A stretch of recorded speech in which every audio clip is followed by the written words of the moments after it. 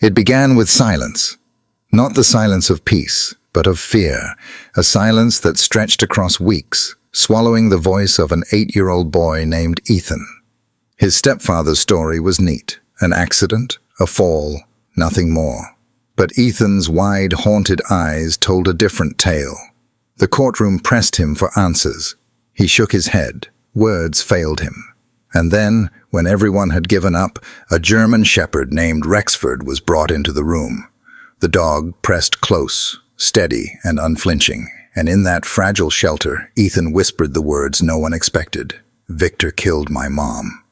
From that moment on, the case spiraled into revelation so shocking that it not only convicted a murderer, it forced an entire nation to confront how often we dismiss the voices of children until a loyal dog makes us hear them. The small church stood at the edge of the rural Canadian town like a sentinel of memory.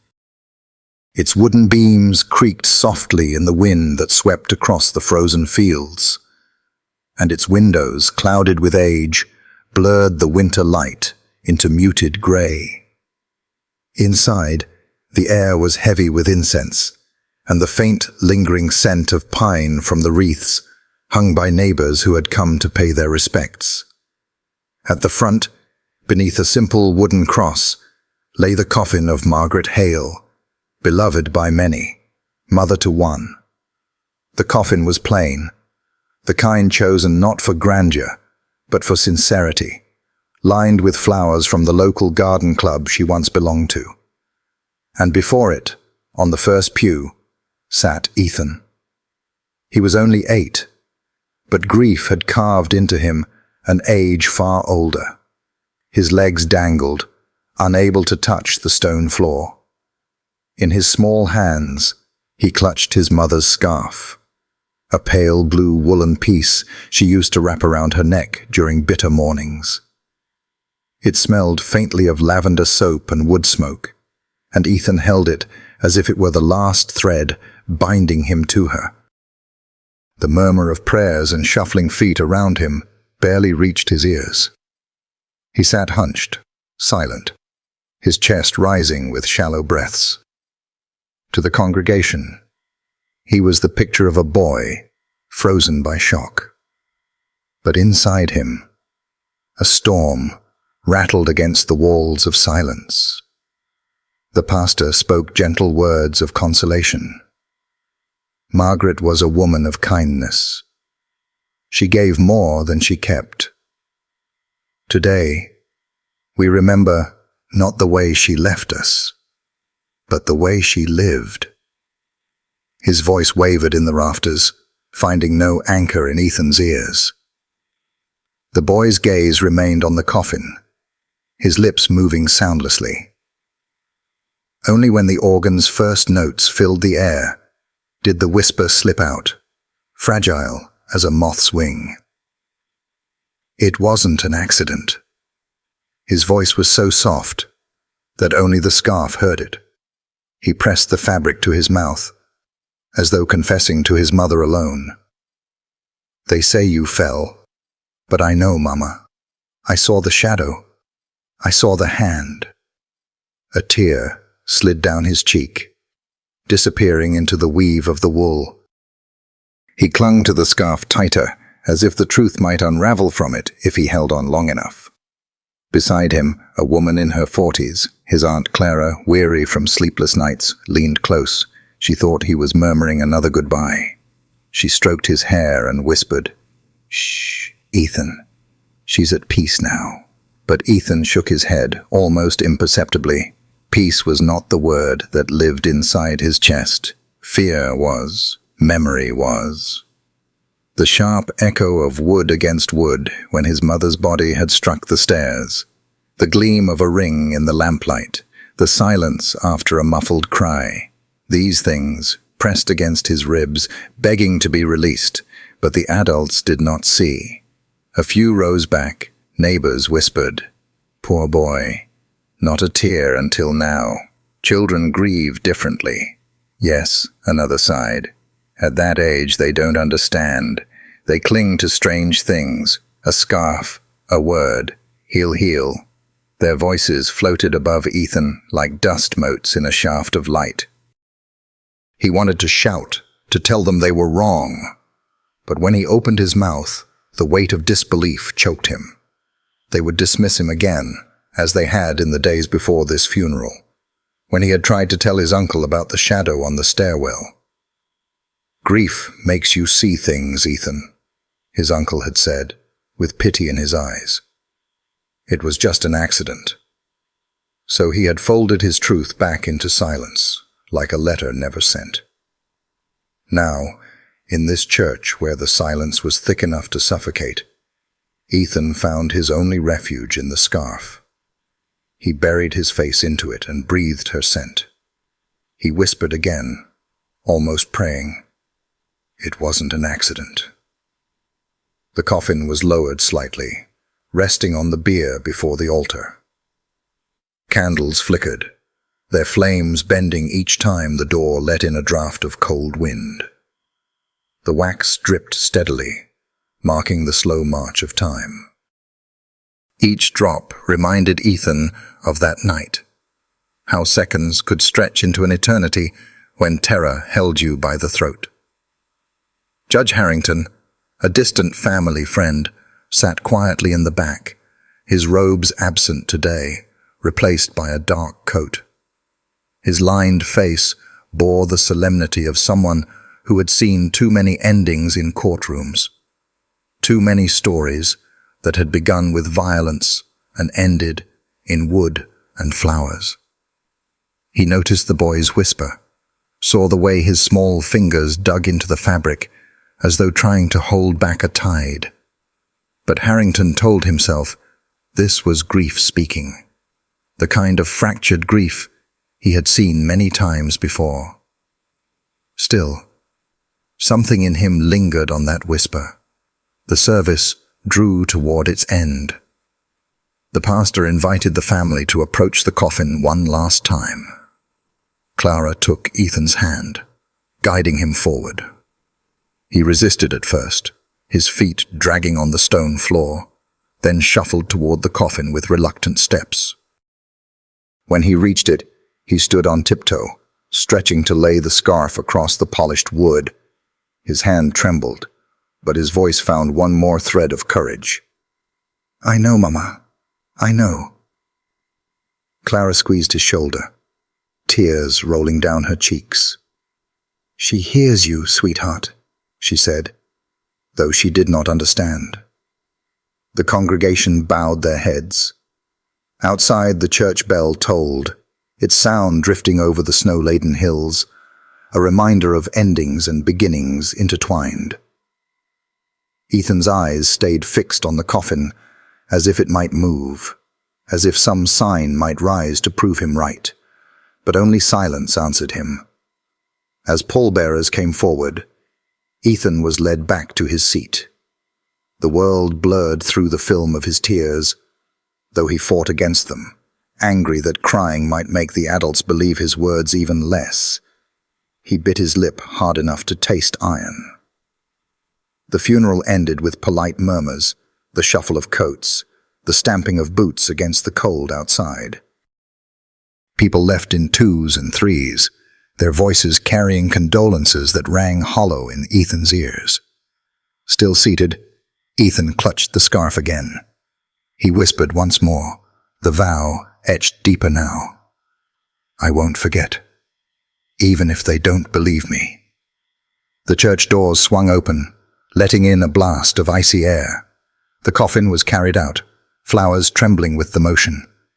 Ethan rose reluctantly, following, his small form dwarfed by adults whose heads were bowed in resignation. Yet even in his grief, he walked with a secret.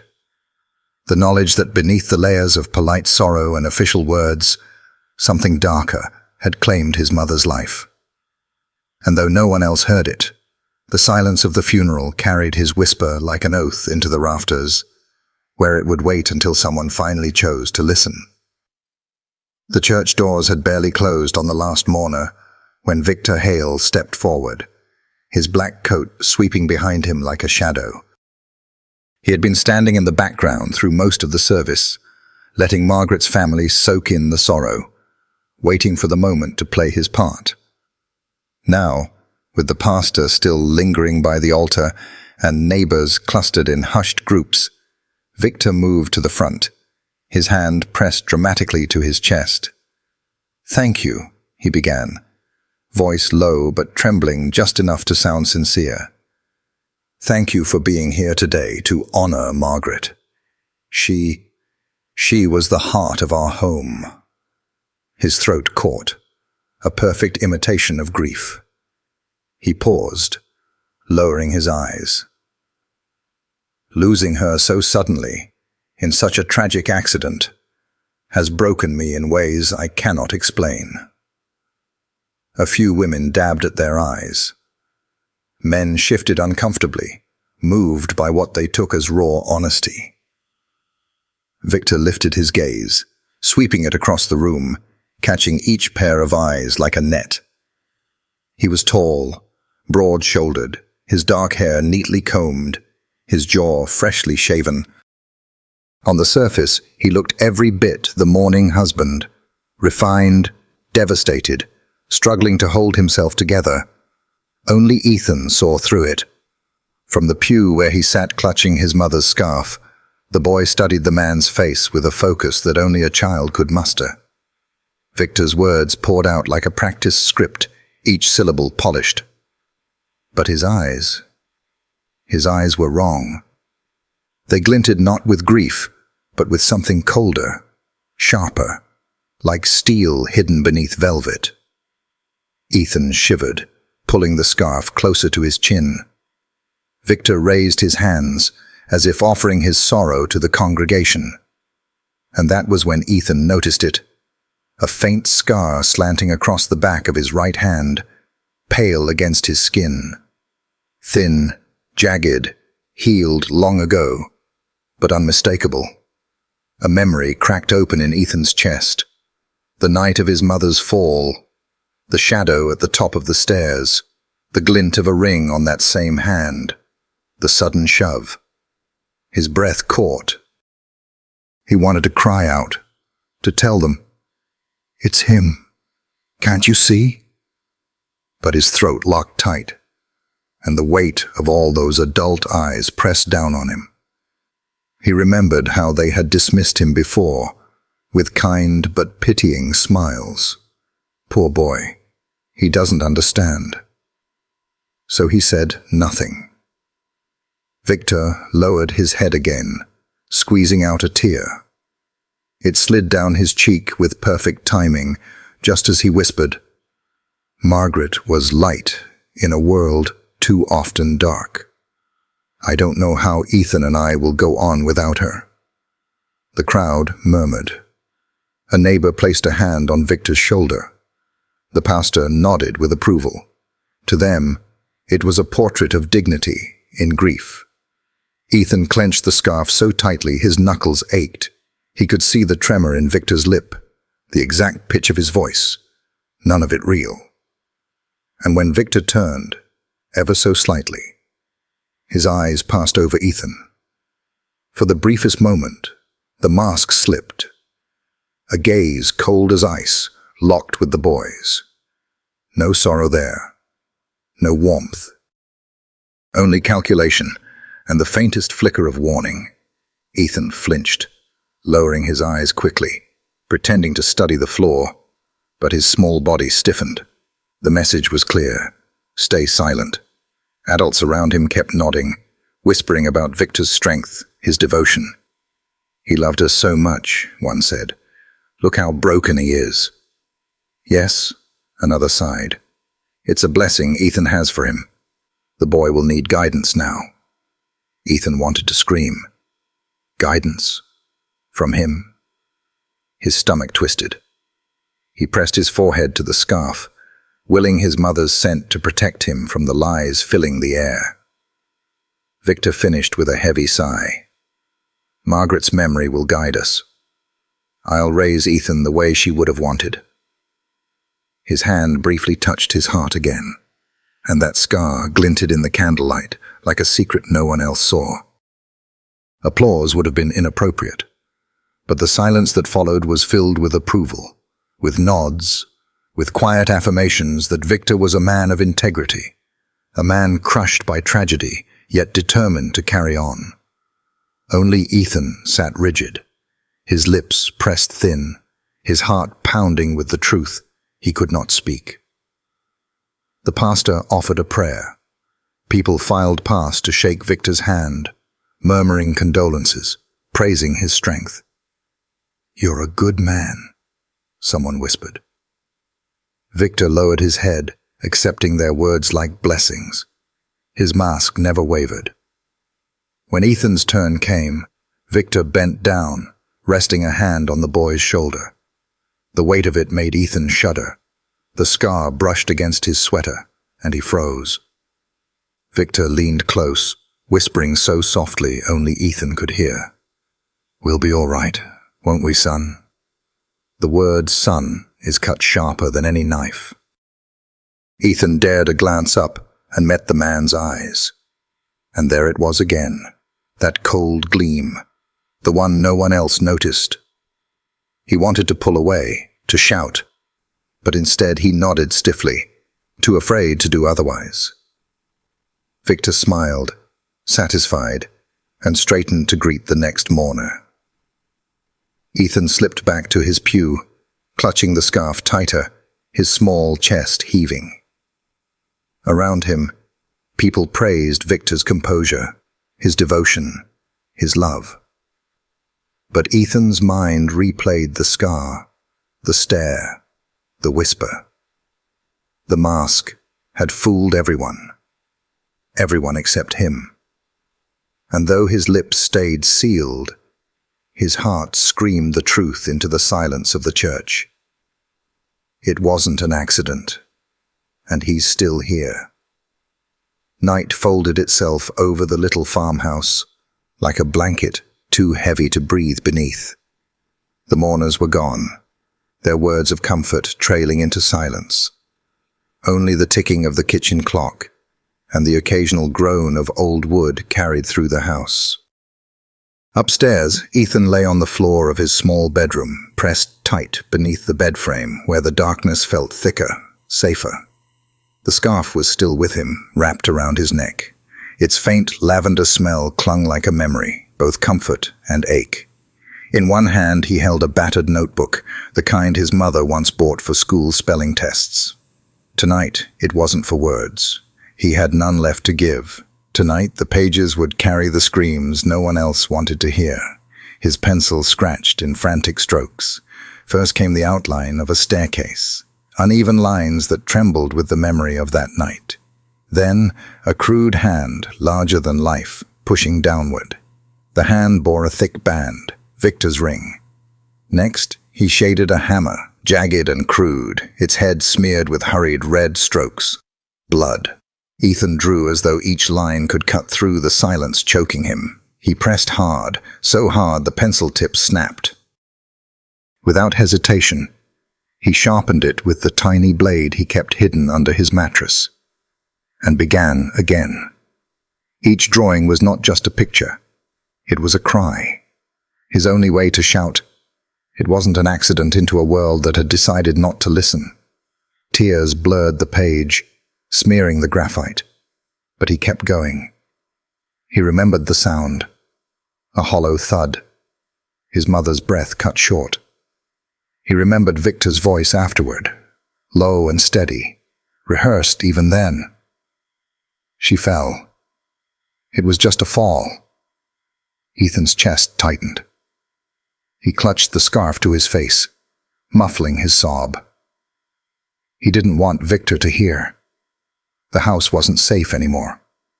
Even the walls seemed to hold their breath when Victor moved through them. From below, faint footsteps creaked. Heavy, slow. Ethan froze, ears straining. Victor was walking through the hall, perhaps checking the doors, perhaps simply reminding the house that it was his now. The boy's stomach twisted. He curled deeper into the shadows beneath the bed, pulling the notebook against his chest. The footsteps stopped, For a long moment, silence stretched, broken only by the faint hum of the wind against the window pane.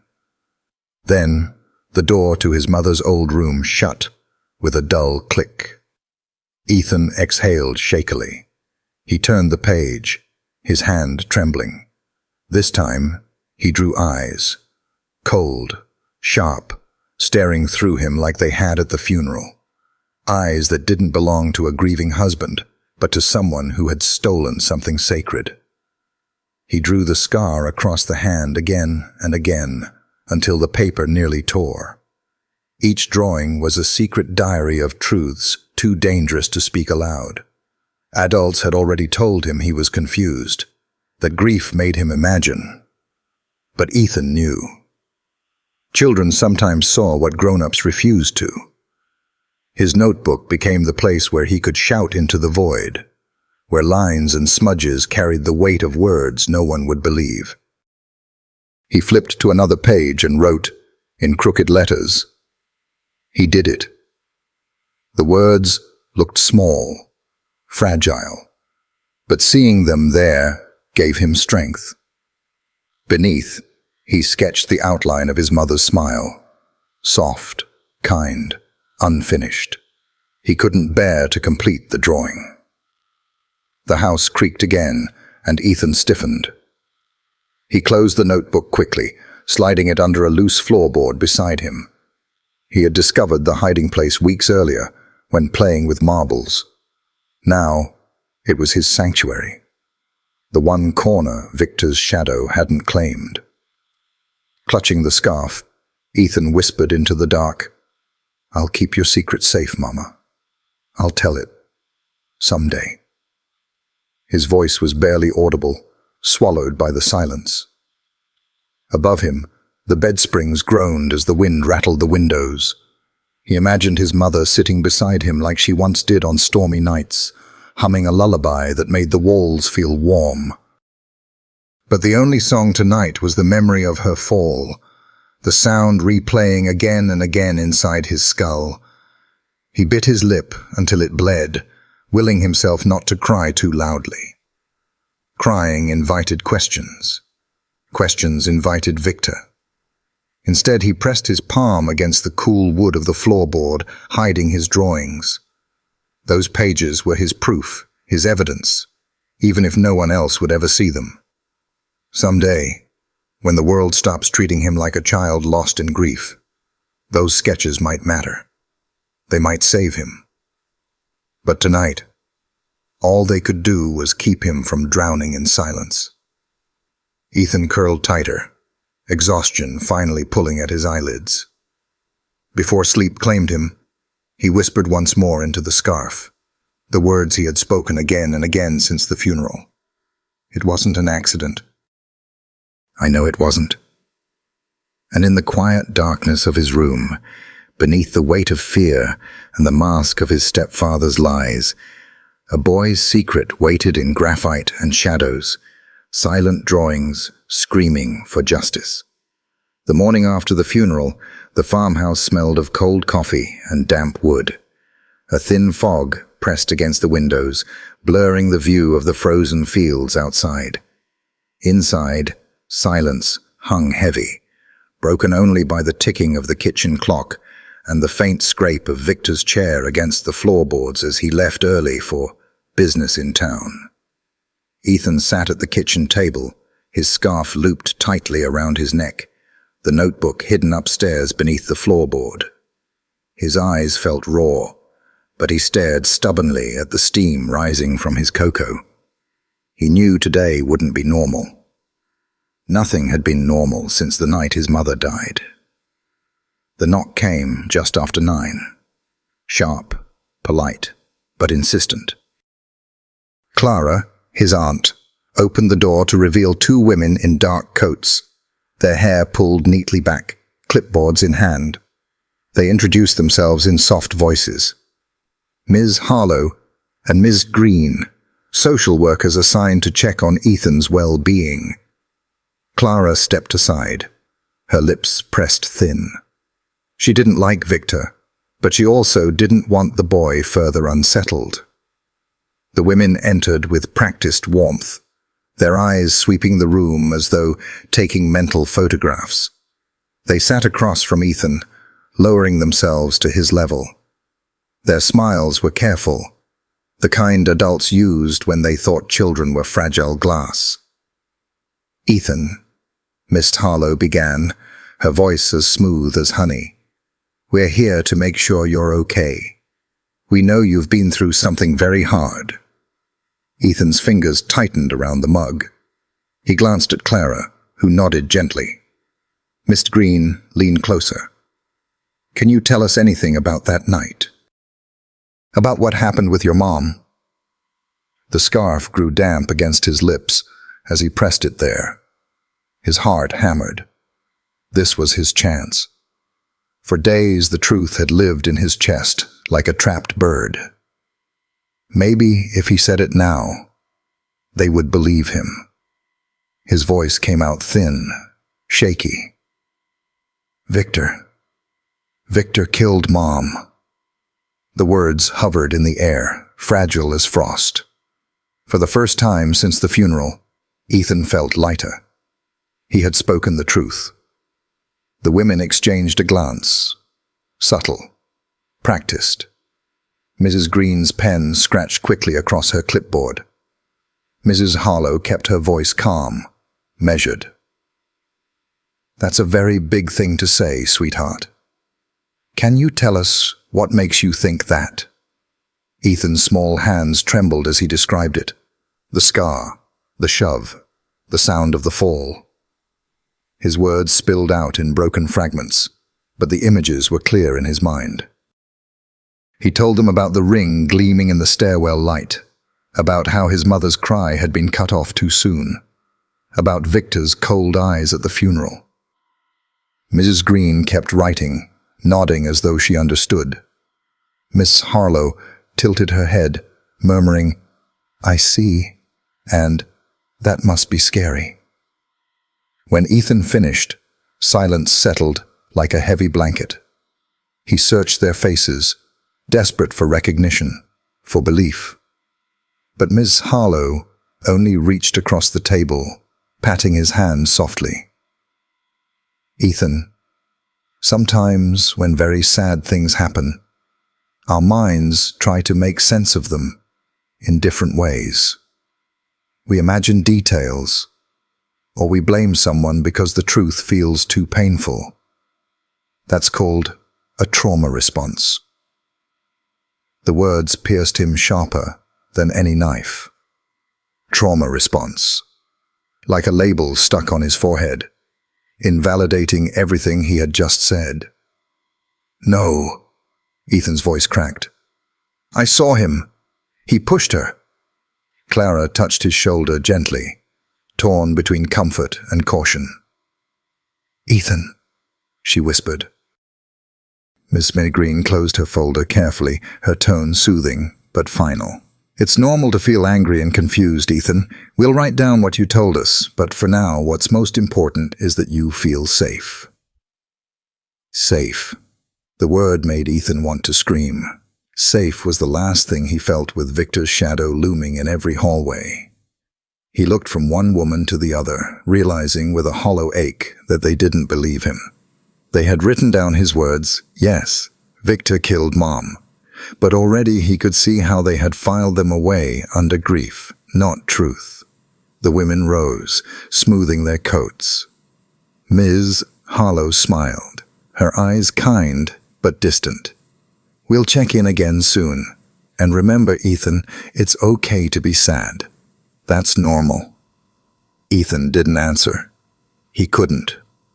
When the door closed behind them, Clara crouched beside him, brushing his hair back.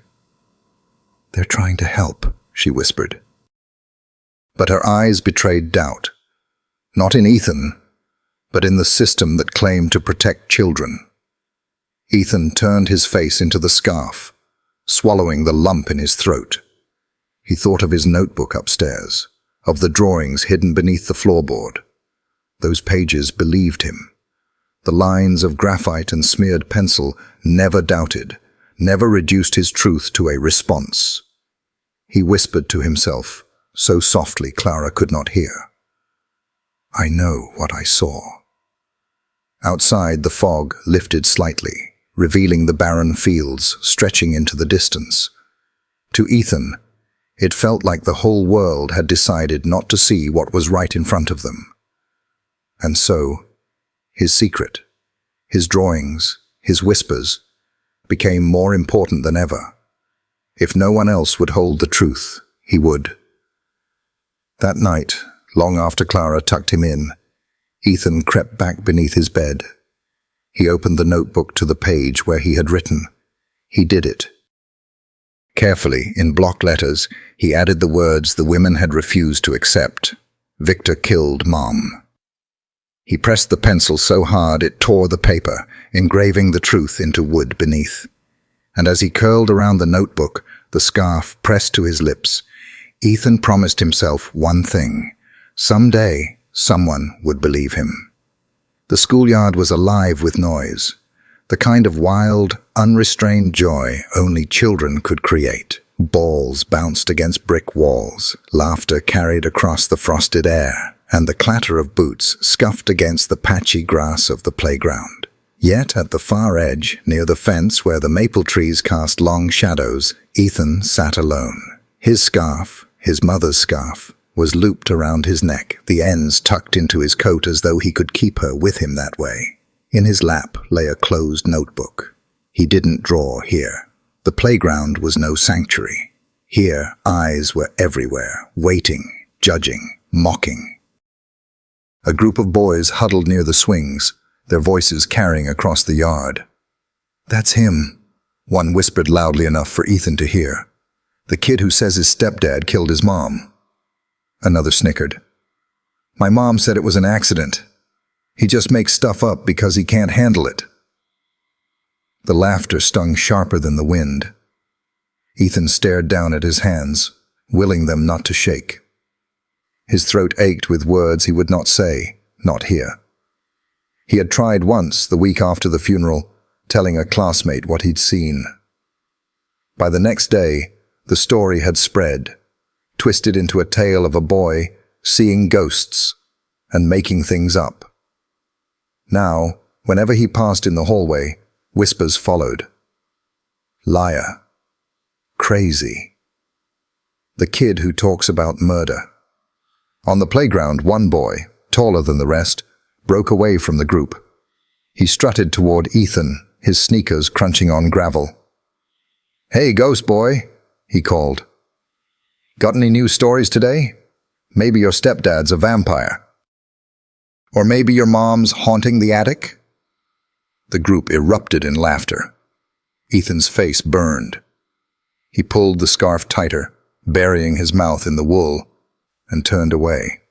His silence only fueled them. The boy sneered, kicking at the dirt. "See? He's nuts. Can't even talk." A girl nearby looked uneasy, hugging her books to her chest, but she said nothing. Silence was safer than siding with the outcast. The teacher on duty glanced over once, then turned back to her conversation with another staff member. To adults, playground cruelties were small storms, passing and harmless. But to Ethan, every word, every laugh carved deeper into the hollow already inside him. He rose quietly and moved toward the fence, seeking the furthest corner. The cold bit at his cheeks, but it was nothing compared to the sting in his chest. He sat in the dirt, back against the rough wood, and fixed his eyes on the ground. A robin fluttered nearby, pecking at the earth. Its feathers shone bright against the gray morning, a tiny flame of life. Ethan watched it, finding brief comfort in its simplicity. Birds didn't lie, birds didn't wear masks. But the laughter from across the yard dragged him back. "He's so weird," someone jeered. "No wonder nobody wants to play with him." Ethan curled his knees to his chest, clutching the scarf. He whispered into it, just as he always did at home. "I know what I saw." The words came out cracked, almost soundless. He wanted to play. He wanted to run and laugh and be part of the world again. But every time he thought of joining the others, the memory of their mocking faces stopped him cold. Each jeer was a wall, pushing him further into isolation. The bell rang at last, sharp and metallic, calling the children back to class. They scattered, still buzzing with laughter, still nudging each other about the boy who sat alone. Ethan lingered, waiting until the yard was nearly empty before he stood. At the doorway, the taller boy blocked his path. "Better keep your ghost stories to yourself," he sneered.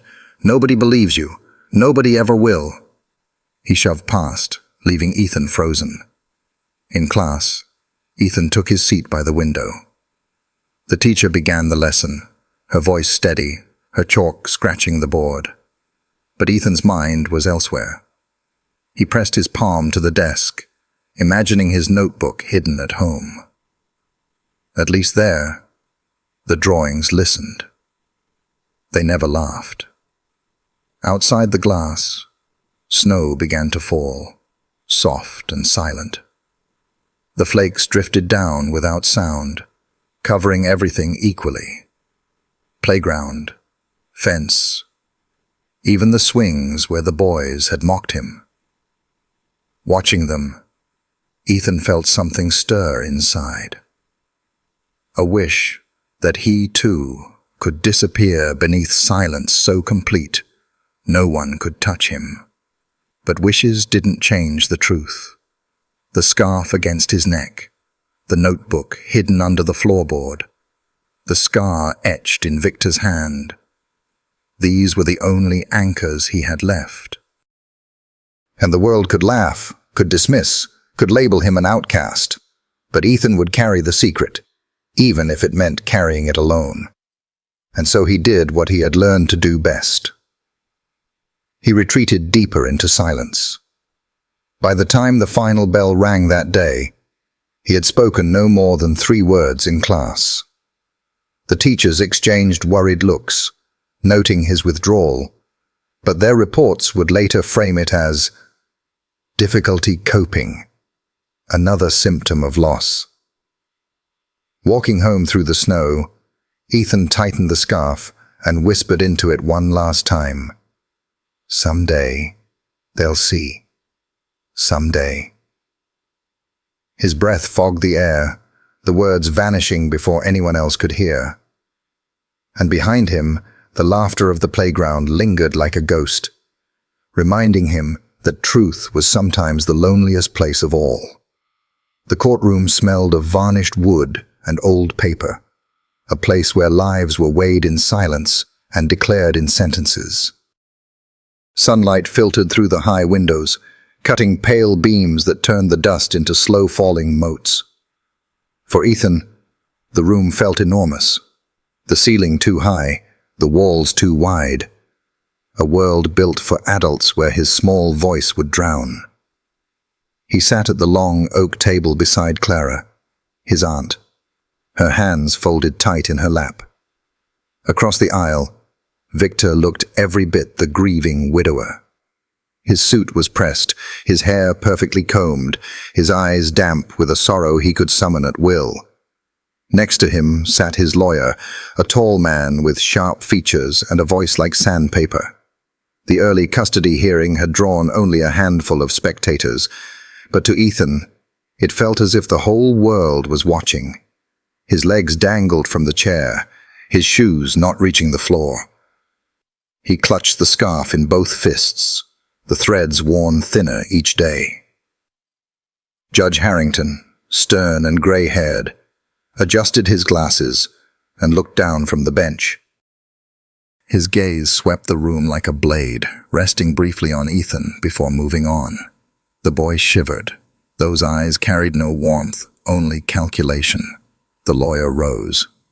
"Your Honor, my client is simply asking for what any loving husband and stepfather would. The chance to raise Ethan in the home Margaret intended for him. He has stability, financial means, and most importantly, love." He placed a deliberate hand on Victor's shoulder. "My client is a man of dignity." Ethan's chest tightened. The words were lies wrapped in silk, but the judge nodded slightly, as if impressed. Clara's lips thinned. She whispered, "It's all right, Ethan. Just tell the truth." The judge's eyes shifted back to the boy. "Young man, would you like to say anything?" His tone was formal, detached, as though speaking to a witness twice Ethan's age. Ethan's throat burned. This was his chance, maybe his only one. He swallowed hard, feeling the scarf scratch against his neck. His voice emerged thin, a trembling reed in the cavernous room. "Victor, he hurt Mom."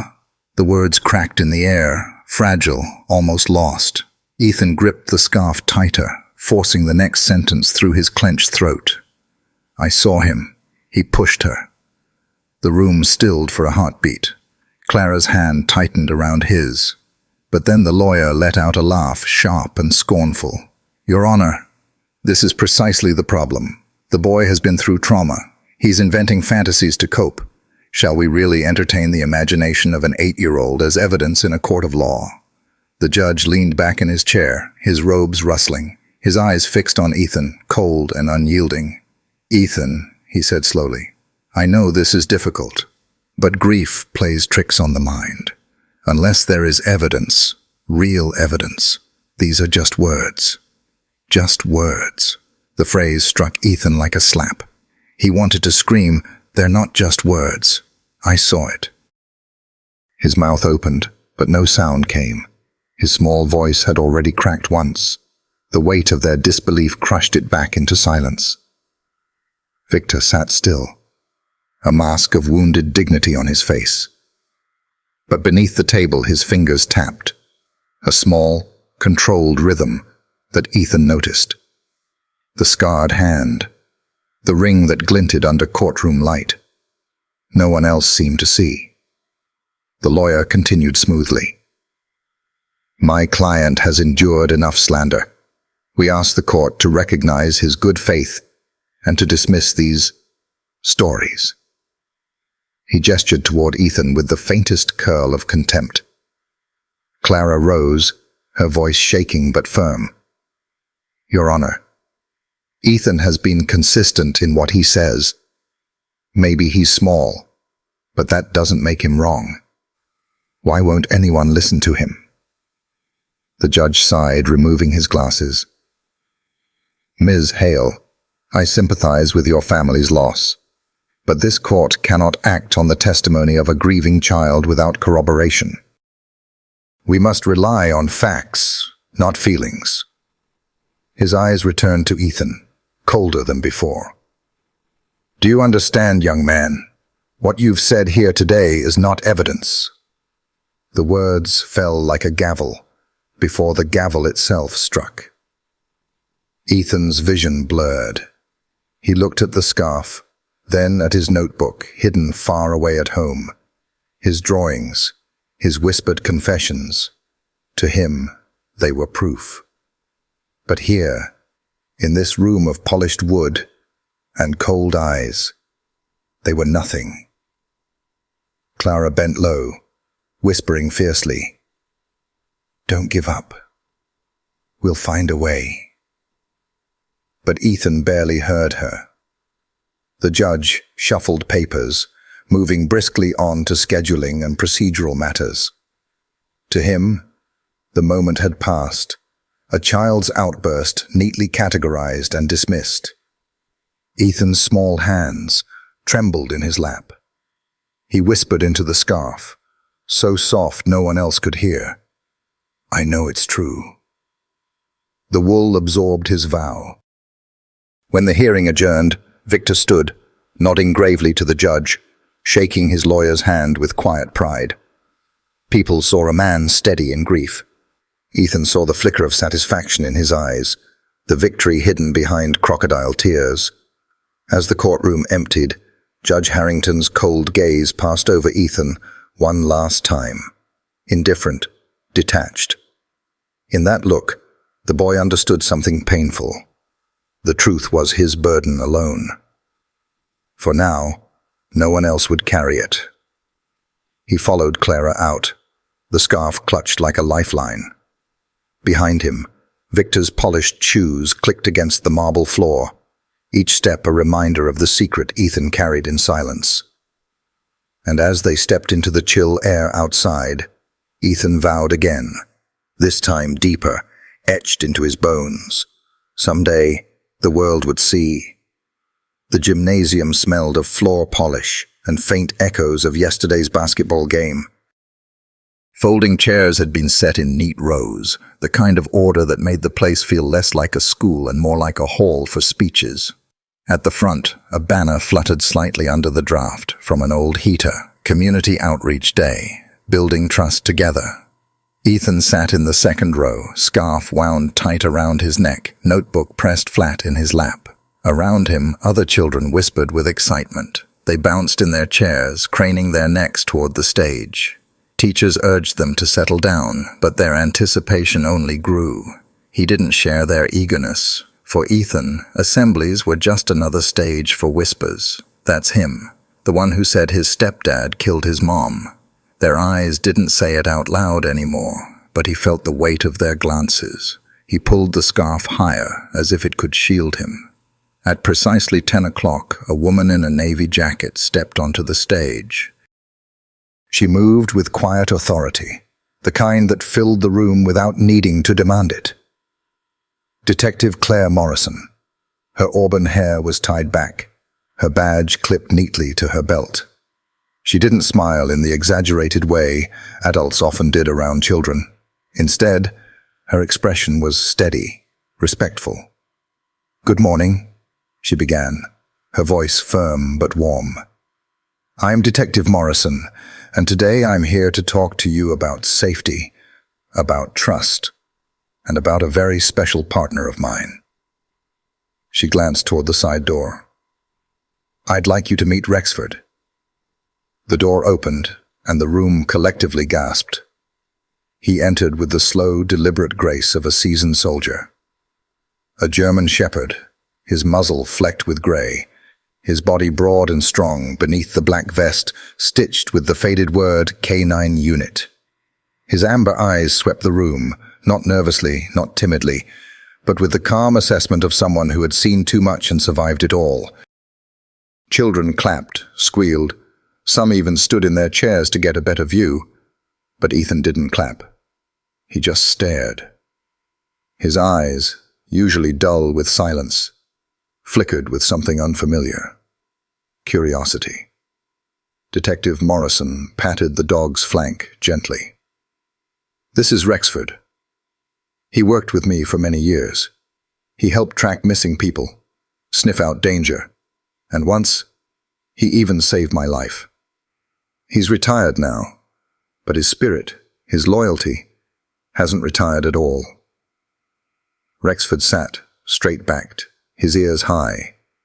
His presence filled the gym more powerfully than the detective's voice.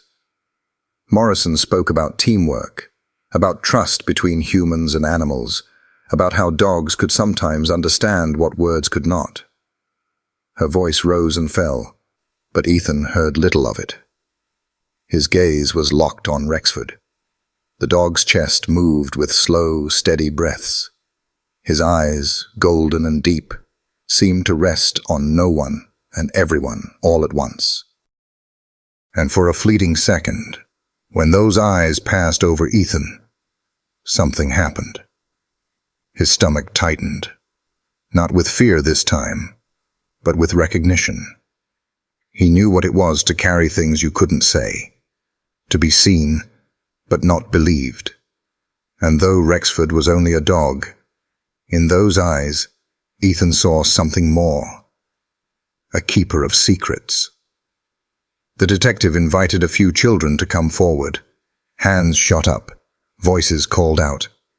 She chose 3, who giggled as they petted Rexford's thick fur, amazed at how calm he was.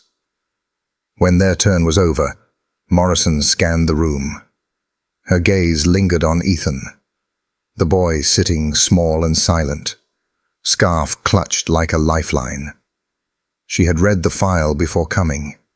She knew, and maybe that was why she asked gently, "Would you like to meet him, Ethan?"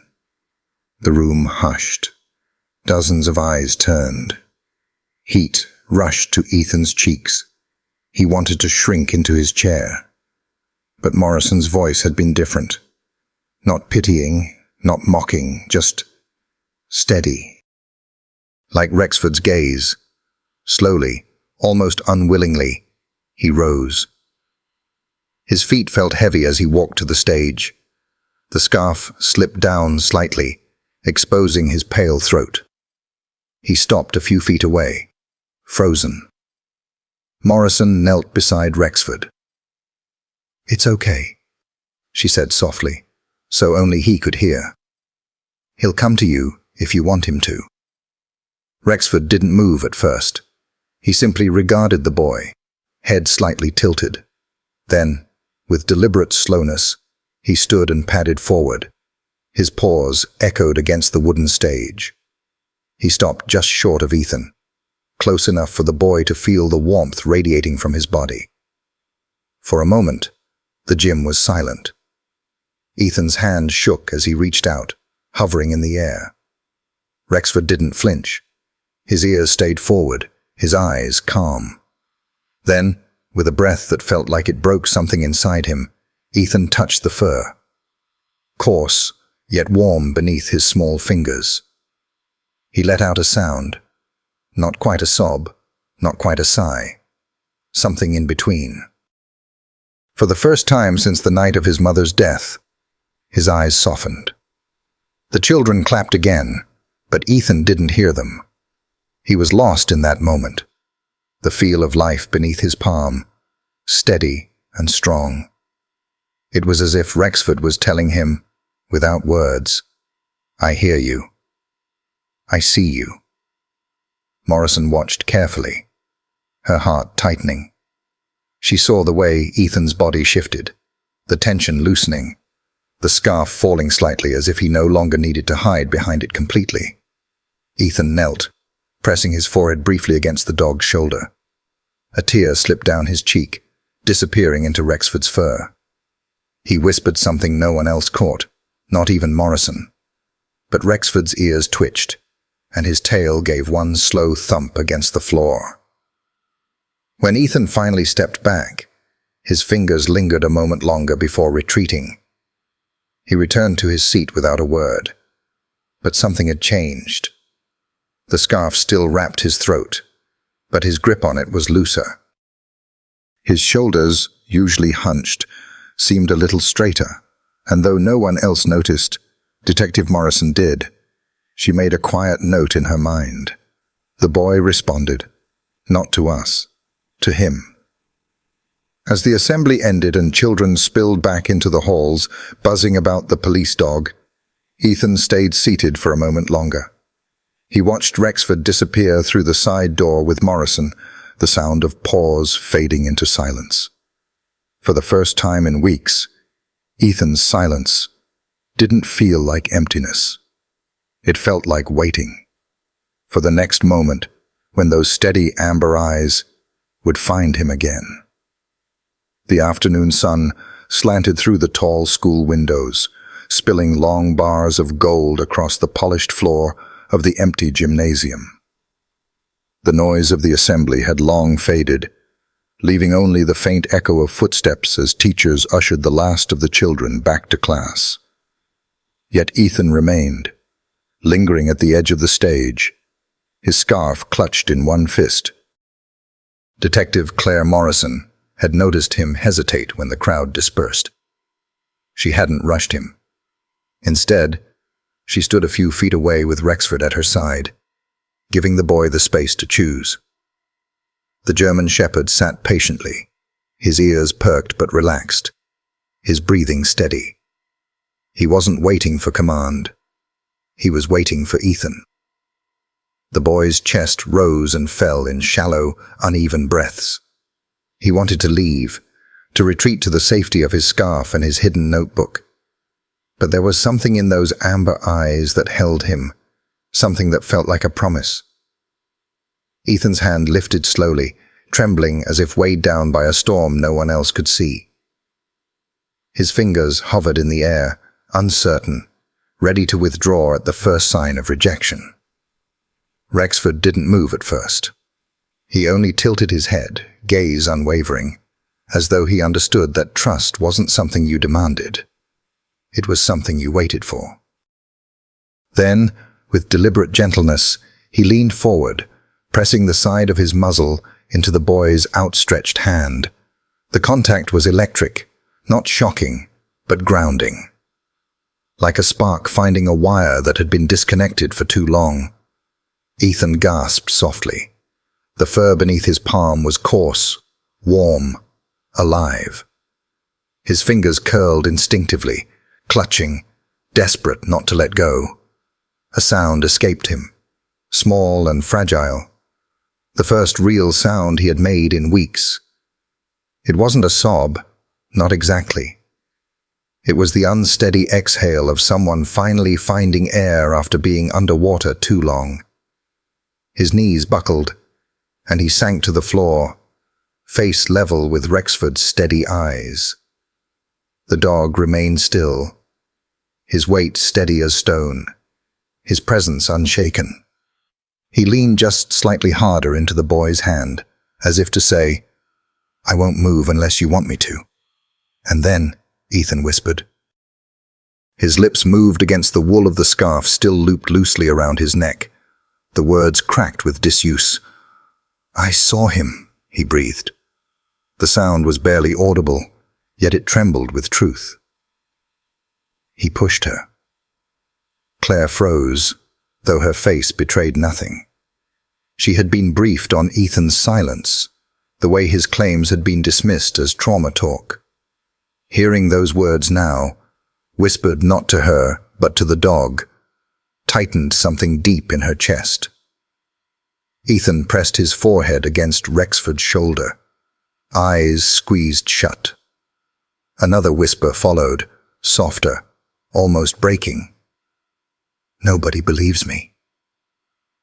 Rexford shifted then, only slightly, nudging his head against the boy's cheek. His tail gave one slow, deliberate thump against the gym floor. It wasn't excitement. It was agreement, solidarity. The scarf grew damp where Ethan's tears fell into its threads. But for the first time, those tears weren't of despair alone. They carried release, the kind that comes when you've finally spoken, and someone, even if not human, has heard you. Claire crouched, careful not to intrude, letting the moment belong to them. She watched the boy's thin shoulders shake, watched his trembling hand steady as it sank deeper into Rexford's fur. She thought of all the victims she'd interviewed, all the times silence had been the only language trauma allowed. Yet here was a child speaking to a dog, spilling truth in fragments that no professional had been able to draw out. Ethan whispered again, his words catching but clear enough to matter. He had a scar on his hand. I saw the ring. It was him. His voice cracked, but this time he didn't choke it back. He let the words rest in the dog's ear, as though Rexford would carry them for him, keep them safe. Rexford leaned closer, his steady weight a wall against the tide of loneliness that had drowned Ethan for so long. And in that fragile cocoon of fur, breath, and warmth, Ethan's silence cracked wide open. He sobbed then, not the loud wails of a tantrum, but the quiet, gut-deep sobs of a boy who had been carrying too much. Each one shuddered through his body until he collapsed fully against the dog, arms wrapped around Rexford's neck. The German shepherd bore the weight easily, unmoving, the kind of stillness that only comes from years of service, of knowing when to hold fast. Claire blinked hard against the sting in her eyes. She had seen hardened officers crumble less quietly than this child. She wrote nothing down. To do so now would break the fragile trust forming in front of her. This wasn't evidence. Not yet. This was something deeper. The first flicker of faith that might someday become testimony. Minutes passed. though time felt suspended. When Ethan finally lifted his head, his eyes were swollen, his cheeks streaked. But his lips, for the first time in weeks, parted to form words meant not just for Rexford, but for himself. "I'm not lying," he whispered, barely louder than breath. "I know what I saw." Rexford exhaled a long, low sigh and lowered his head onto the boy's lap. Ethan's small hands stroked the fur between his ears, steadier now, his breath slowly evening out. From the sidelines, Claire saw it clearly, the shift. A boy who had been drowning in disbelief had found a life raft in paw prints. The gym was quiet, except for the sound of Ethan's ragged breathing settling into calm. When the final bell rang in the distance, echoing faintly through the halls, Ethan didn't flinch. For the first time, he didn't dread returning to a world that doubted him, because now someone, something, believed. It wasn't a judge. It wasn't a lawyer. It wasn't even his aunt. It was Rexford. And in that trust, born of a trembling hand and a steady lean, Ethan found the courage to keep whispering the truth, even if only one set of ears was willing to listen. That night, the farmhouse creaked beneath the weight of winter winds. Snow pressed against the windows in restless flurries, and the bare trees rattled their branches like bones against the glass. Ethan lay curled under his blankets, the scarf wrapped tight around his neck, his sketchbook tucked beneath his arm. The house was too quiet, the kind of silence that wasn't peace but pressure, thick enough to keep a child awake. Eventually, exhaustion pulled him under. In his dream, the walls dissolved, and he found himself standing in the middle of a moonlit forest. The snow on the ground glowed faintly, each flake reflecting pale silver. His breath came out in soft puffs, but he wasn't afraid. Somewhere beyond the trees, a low sound rippled through the stillness, steady, rhythmic, paw steps. Ethan turned. From the shadows emerged Rexford. The dog's figure was broad and sure, his amber eyes glimmering like lanterns in the dark. He didn't bark, didn't rush. He simply appeared, calm and resolute, as if he had been there all along, waiting. Ethan's chest loosened. He reached out, and this time his hand didn't tremble. Rexford pressed his muzzle against the boy's palm, just as he had in the gymnasium earlier that day. The warmth seeped into him, chasing away the cold that had settled inside his bones since the night of his mother's fall. Without words, Rexford turned and began walking into the trees. His tail swayed once, a signal. Ethan followed, his small boots crunching over snow that made no sound. The forest seemed endless, the trees tall and watchful, but with each step he took behind Rexford, the darkness felt less like something to fear and more like a shield protecting him. They walked until they came to a clearing where moonlight spilled like milk across the snow. In the center stood a staircase, broken, jagged, floating strangely in the dream, as if ripped from his house and dropped here. Ethan froze. His heart thudded. It was the staircase from that night. Rexford stopped beside him. His ears flicked back, not in fear, but in recognition. He pressed his body gently against the boy's side, anchoring him. Ethan clutched the scarf at his throat and whispered, "This is where it happened." The air grew heavier. From the shadows beyond the staircase, a figure flickered, tall, faceless, but with a scar glowing faintly across its hand. Ethan shrank back. The memory surged through him, the ring glinting, the shove, his mother's cry. But Rexford stepped forward. His paws pressed into the snow, leaving marks that glowed faintly, as though lit from within. He turned his head, meeting Ethan's gaze. And in that look, Ethan felt something he hadn't in weeks. Strength. Together, boy and dog faced the figure. It loomed, menacing, but when Rexford growled low, steady, the shadow faltered. The scarred hand flickered and dissolved into mist. The staircase crumbled. The forest grew still again. Ethan let out a shaky breath. He sank to his knees, clutching Rexford's fur. "Thank you," he whispered, his words quivering in the cold night air. The dog leaned close, his steady warmth seeping into the boy, like a vow. "You're not alone anymore." The dream began to fade. Snow turned to haze. The forest dissolved. Ethan felt himself pulled upward, away. He woke with a start. The blanket tangled around his legs. The wind still rattled the farmhouse windows, but the fear in his chest was quieter, subdued. His hand was clenched tight around the sketchbook, as though even in sleep he had known to keep it close. He pressed it to his chest, listening to his own heartbeat. In the dark, he whispered to himself, "He's with me. He'll help me." The words weren't loud, but they weren't broken either. For the first time, they carried a thread of belief. Ethan slipped the sketchbook open just enough to see the drawings from the night before. The scar, the ring, the staircase. His pencil strokes had been jagged, desperate. Tonight, he added something new. On the margin of the page, with slow, careful lines, he drew a dog, Rexford.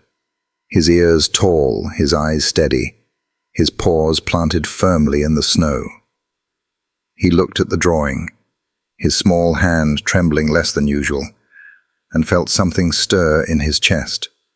Not hope, exactly, but a pact, silent and unbreakable. He whispered the words into the scarf, into the dark. "I'll tell you everything, and you'll stay. We'll keep it safe together." Then he closed the sketchbook, slid it under his pillow, and curled tightly around it. The farmhouse groaned, the winter wind wailed, but inside Ethan's chest, a new steadiness grew. For the first time since the night of his mother's death, he drifted back to sleep, not with fear pressing against his ribs, but with the faint echo of paw steps guiding him forward. A silent pact had been made, one no adult had heard, no judge had written, no lawyer had filed. Only a boy and a dog knew it. And for Ethan, that was enough. The courthouse clock ticked with a dull, relentless rhythm, echoing faintly down the marble halls. Ethan sat on a bench just outside the courtroom, the scarf coiled around his neck like a shield. His fingers traced its frayed edges, eyes unfocused. Rexford lay at his feet, silent and steady, his presence the only anchor in a world that kept slipping away. The low hum of voices around him, clerks, lawyers, strangers in heavy coats, blurred into a single drone. But beneath it, another sound clawed its way back into Ethan's mind. A sound from weeks ago, a sound that refused to die. The hammer. It hadn't been a clear strike, not like the ones he'd heard when his uncle built the shed last summer. No, this sound was sharper, crueler. Metal on bone or wood, or something too soft to withstand it. A hollow thud that reverberated through the walls of his house, through his chest, and into the pit of his stomach. He remembered how he'd woken that night, startled by a muffled cry that was cut short. The air had smelled strange, coppery, sharp. The smell of metal, the kind of smell his mother's kitchen never carried, no matter how many pots and pans she used. Ethan had slipped from his bed, bare feet cold on the wooden floor. The hallway had stretched before him, dimly lit by the single lamp his mother always left on at the landing. And there, at the top of the staircase, he'd seen him, Victor. His stepfather stood rigid, his shoulders heaving, one hand gripping the banister. In the other hand, a hammer. Its head glistened faintly, wet under the light. Ethan's breath caught, but he hadn't made a sound. He had pressed himself against the wall, praying to disappear. Then came the boots, heavy. Each step Victor took down the staircase sounded too deliberate, too final. Thud, thud.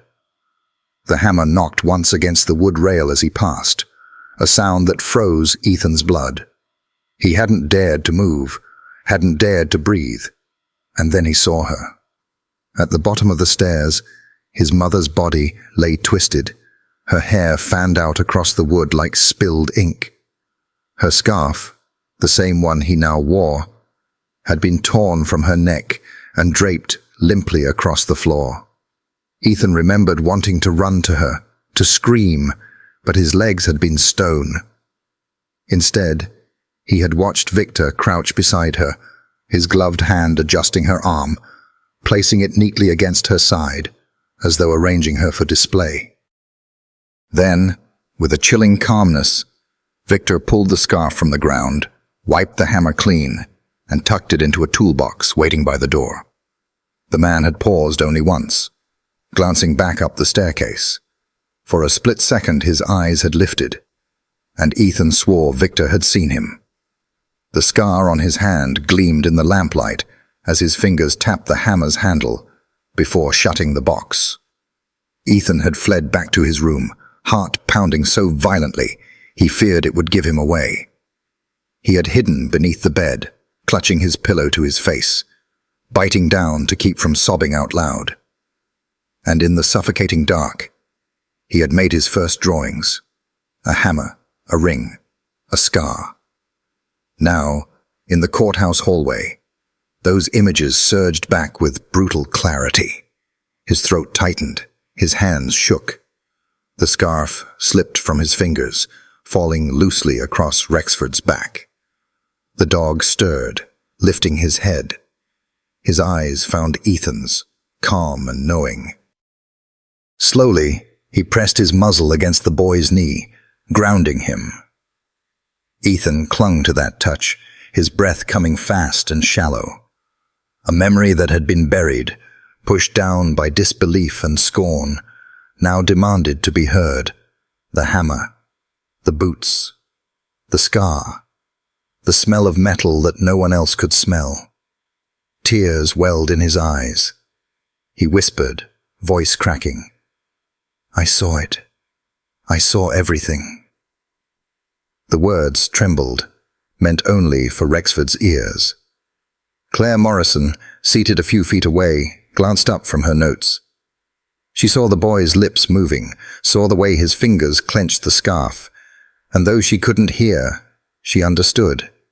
She had seen enough survivors of violence to know the difference between fantasy and memory. She didn't press him. She didn't interrupt.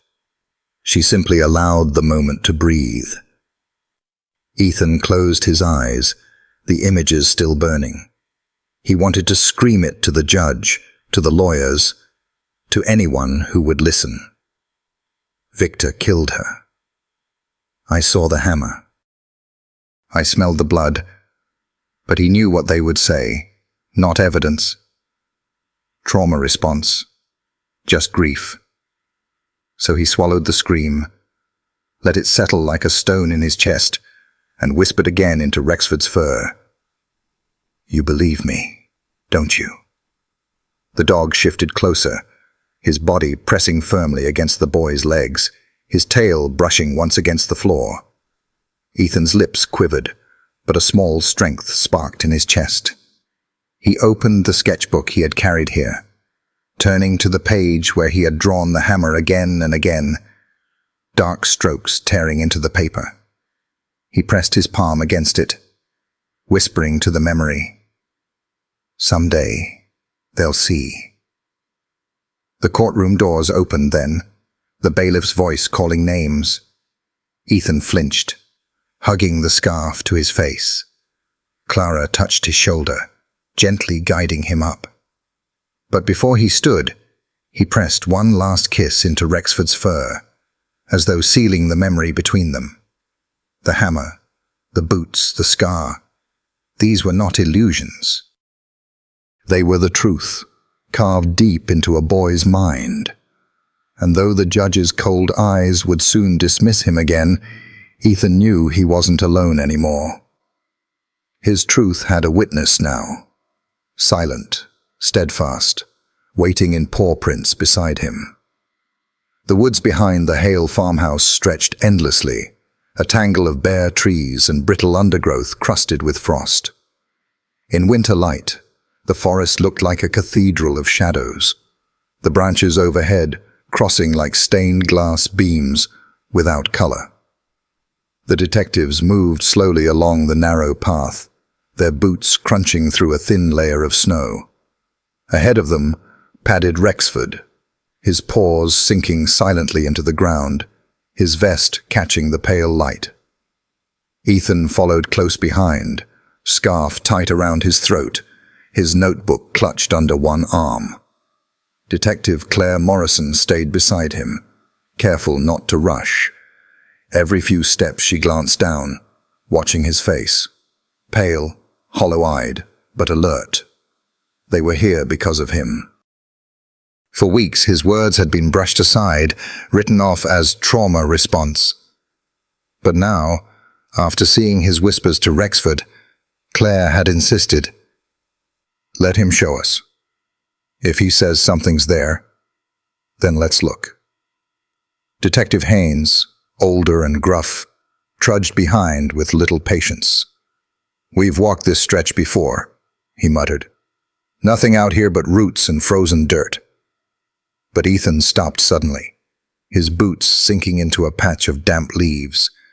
His small hand pointed toward a massive oak tree whose roots twisted outward like knotted fingers gripping the earth. His voice trembled, but he forced the words out. "There, under the roots." The detectives froze. Claire knelt down, leveling her gaze with the boys. "Ethan, why there?" He swallowed, eyes darting toward Rexford before answering.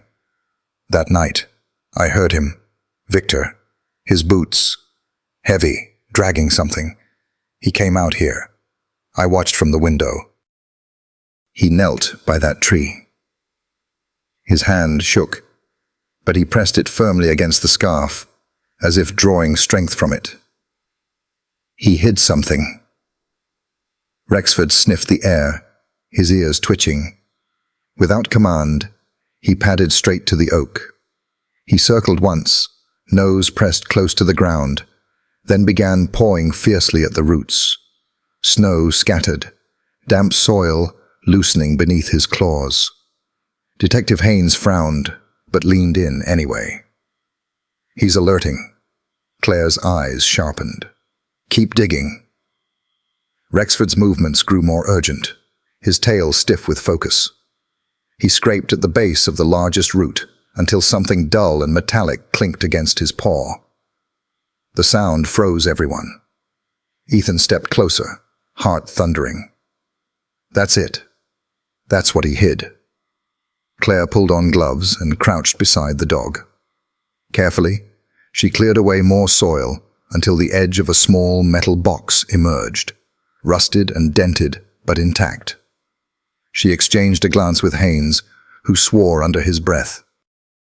They pried the box loose, its hinges stiff with damp and time. When Claire opened it, the cold air filled with the faint, sour tang of iron. Inside lay a hammer. Its head was stained dark, the wood of the handle warped from years of use, and on the cloth wrapped around it, faint streaks of brown that time hadn't completely erased. Ethan's breath caught. His knees nearly buckled, and he clutched Rexford's fur for balance. "That's it," he whispered hoarsely. "That's the hammer. I heard it that night." Claire's stomach tightened. She set the box down carefully. "We'll test it," she said to Haynes. "If there's trace evidence, we'll find it." Haynes scratched at his beard, still unconvinced. "It's been weeks, maybe longer. Could be rust. Could be anything." But Claire shook her head. "No. This is exactly what he described. The sound, the weight, the place." She looked at Ethan, whose face was pale but steady now, eyes fixed on the hammer as though he'd known it would be here all along. Rexford sat by the box, ears high, his gaze shifting between the boy and the evidence.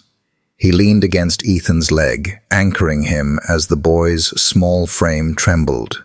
Ethan pressed his palm against the scarf, forcing words past the lump in his throat. "He used that. I know he did. He thought no one would ever find it." The detective stood in silence, the forest suddenly louder, the creak of branches, the whisper of wind, as if the woods themselves were bearing witness. Claire placed a steady hand on Ethan's shoulder.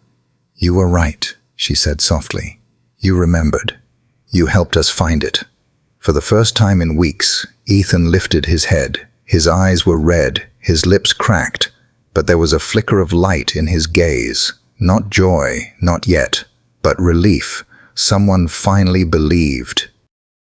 Haynes exhaled heavily, shaking his head as though trying to dislodge doubt. "If this pans out in the lab," he trailed off, unwilling to finish. Ethan turned to Rexford, kneeling to press his forehead against the dog's broad chest. "Thank you," he whispered, though the words were meant as much for the dog as for himself. Because deep down, Ethan knew. Without Rexford, they never would have listened, never would have dug beneath the roots. Claire watched the boy hold onto the dog as if to life itself. In her years on the force, she had seen countless kinds of testimony, confessions, affidavits, reports, but never had she seen something as powerful as this. A child's truth spoken through silence, unearthed by paw prints. She closed the box gently, locking away the hammer, and handed it to Haynes. "Chain of custody," she said firmly. "This could change everything." As they turned back toward the farmhouse, the path seemed different, less oppressive, less endless. The forest no longer felt like a cathedral of shadows, but a place that had just given up one of its secrets. Ethan walked with Rexford close at his side, scarf fluttering in the cold wind. He held his sketchbook tightly against his chest, the same way he'd held his secrets for weeks. Only now, for the first time, it felt lighter. Because buried under roots, they had found proof. And in that moment, Ethan realized something. His whispers weren't just whispers anymore. They had become a trail, and Rexford was leading them out of the dark. The forest was darker now, the sun sinking lower, light filtering through the branches in thin, fractured beams. The air carried the sharp bite of frost, mixed with the damp musk of earth long hidden beneath snow. Every breath Ethan took felt heavy, as though the woods themselves were pressing against his lungs. They had found the hammer earlier, buried under the roots. For the detectives, it was evidence. For Ethan, it was proof his memories weren't lies. But Rexford wasn't finished. The German shepherd pulled against the leash lightly, nose low to the ground, ears pricked forward. His whole body radiated purpose, a soldier not yet done with his mission. Claire Morrison let the lead slip longer. "He's got something," she murmured, more to herself than to Haynes. Her voice carried a reverence, the way one might speak in a chapel. Ethan walked close, scarf clutched in his small hand, eyes locked on the dog. Each time Rexford sniffed and moved forward, Ethan's chest tightened. Not with fear this time, but with anticipation. He knew, in the marrow of his bones, that Rexford was following the same trail he'd seen in his dreams. The dog stopped suddenly. His muscles stiffened, His tail rose, and his ears sharpened like arrows. For a long second, he stood perfectly still, nose hovering over a patch of ground where the soil looked darker, disturbed. Then he began to dig. The sound was frantic but precise, claws tearing at frozen earth, scattering dirt and leaves behind him. Snow flew in clumps, roots snapped. He dug with a fierce determination that made the detectives exchange glances. Haynes muttered, "He's alerting again. Hard." Claire crouched low, eyes narrowing on the spot. "Let him work." Ethan's breath caught. He clutched the scarf tighter against his chest and whispered, barely audible, "This is it. He's going to find it." Rexford's paws hit something soft. His digging slowed, then grew careful, almost delicate. He lowered his head, teeth nudging the soil aside, and pulled free a scrap of fabric. It was cloth, torn, dirt-stained, stiff with age. But across its frayed threads, beneath the layers of earth, a faint, rust-colored stain spread in uneven blotches. Blood. The forest seemed to go silent at once. Even the wind stilled, as though the trees themselves were holding their breath. Claire reached forward with gloved hands, taking the fabric carefully from Rexford's mouth. She held it up, her eyes narrowing at the unmistakable stain. "It's blood," she said quietly. "No question." Ethan's heart pounded so hard he thought it might burst. His throat closed around words, but he forced them out anyway. "That's hers." His voice cracked, a whisper carved from stone. "That's Mom's." Haynes looked skeptical but uneasy. "Could be anyone's. A scrap of cloth in the woods doesn't—" But Ethan cut him off, his small voice sharp with certainty. "She wore that dress, the blue one, the night she—" His words faltered, but he pressed on. "That's it. I know it." Rexford sat back, chest rising and falling, his eyes steady on the boy. His tail brushed once against the ground, not playful, but affirming, as if to say, "You're right. You've been right all along." Claire held the fabric closer to the light, her face grim. "We'll send it to the lab. If the DNA matches Margaret Hale, then this isn't just evidence. This is the beginning of a case."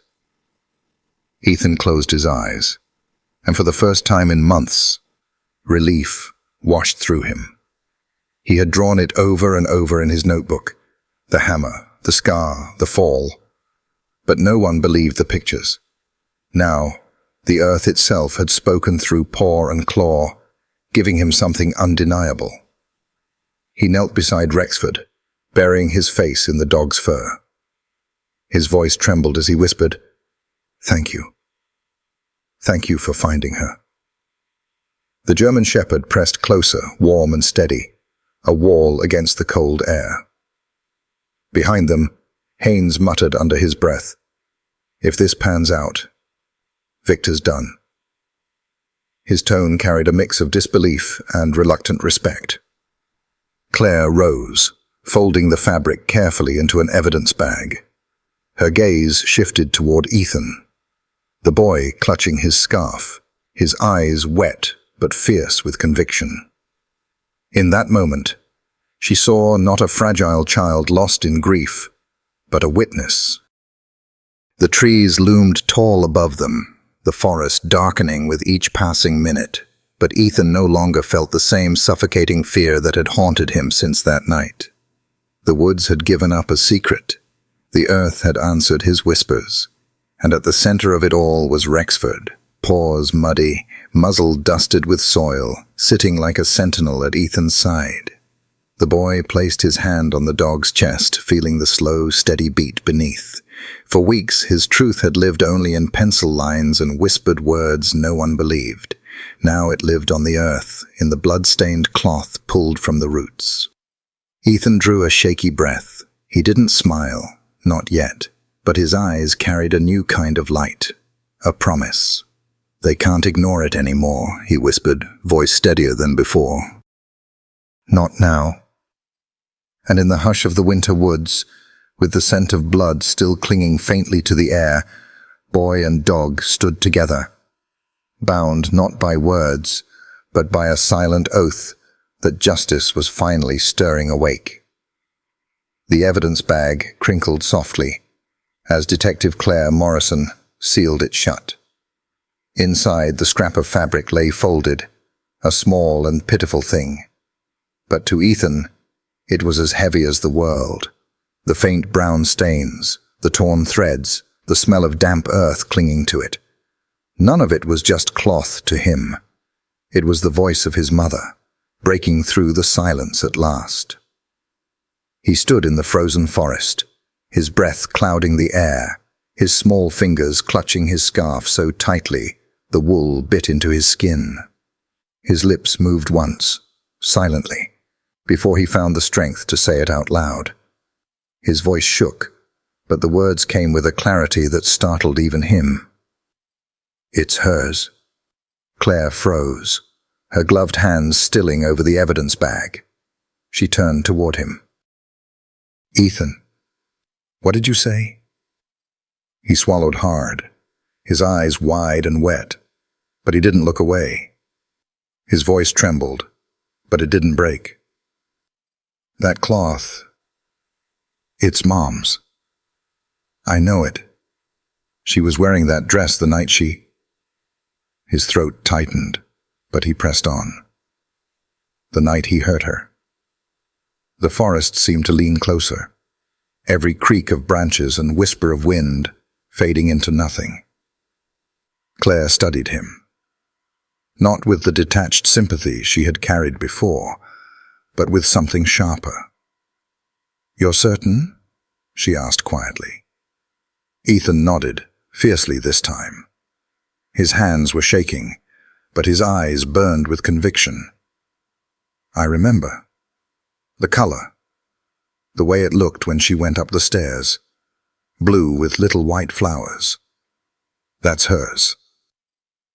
Rexford shifted beside him, pressing his body against the boy's leg. Ethan's hand dropped instinctively to the dog's fur, grounding him. The warmth beneath his palm steadied the storm rising in his chest. Claire knelt so she was level with him, her eyes searching his face. For weeks, she had read reports that dismissed his words as confusion, trauma, imagination. But here, in the cold woods, she didn't see a confused child. She saw truth carved into trembling bones. "Ethan," she said softly, "can you tell me what else you remember?" He hesitated. The scarf slipped slightly down his throat, exposing the fragile line of his jaw. He wanted to look away, to bury himself in silence again, but Rexford's steady breathing filled the quiet, and that gave him courage. His voice came in fragments, like broken glass pieced together. The sound, a hammer. I heard it hit, and his boots, heavy, on the stairs. The smell, metal, in the air. I'll never forget it. His hands clenched into fists. And then he dragged something outside. I saw from my window. He came to this tree. He put it there. Claire's chest tightened. The boy's details matched the very evidence Rexford had unearthed.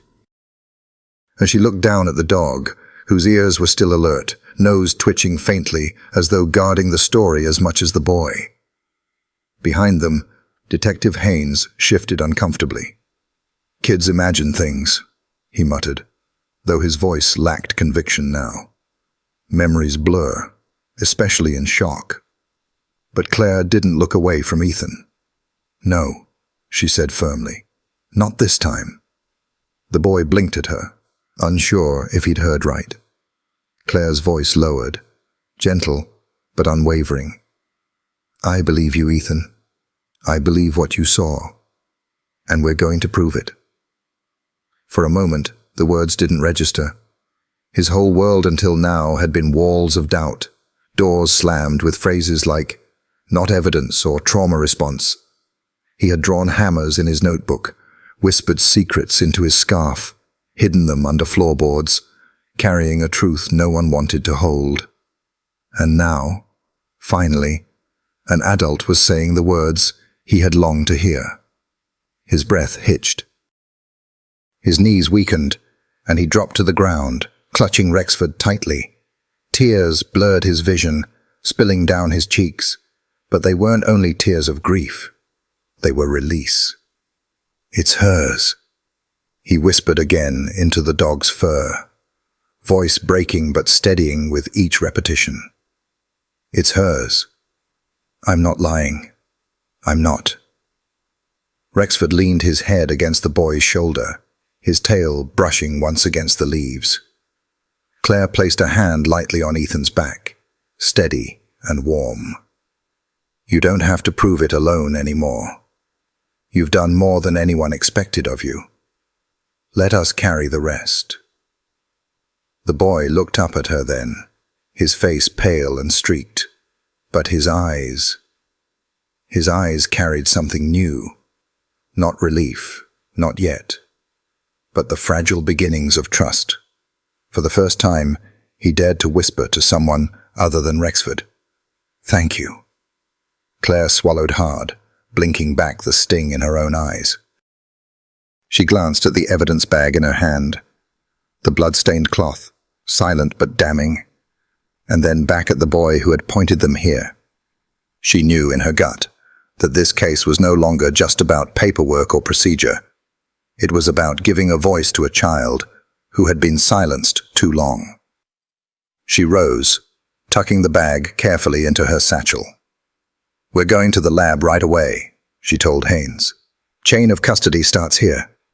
And if the results come back the way I think they will," she looked down at Ethan again, "then your mother will finally have justice." Ethan nodded, hugging Rexford so tightly the dog exhaled with a soft huff.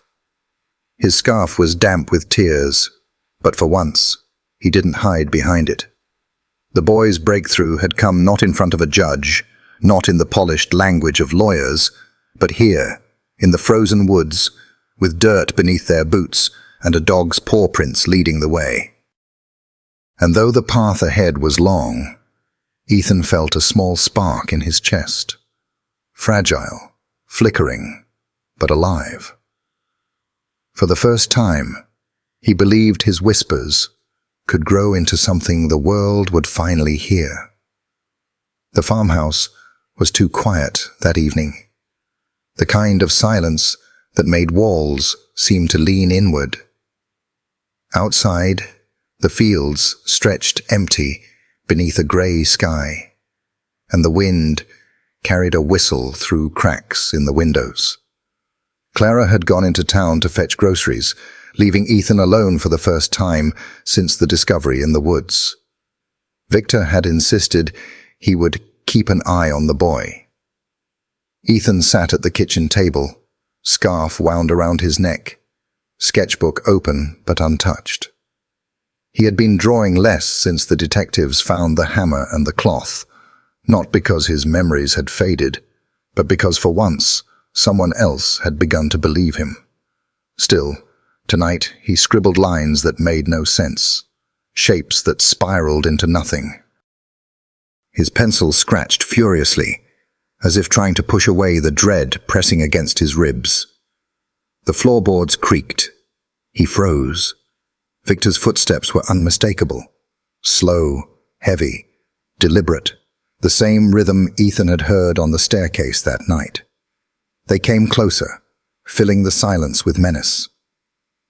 "Ethan," Victor's voice drawled, too soft to be casual, too sharp to be kind.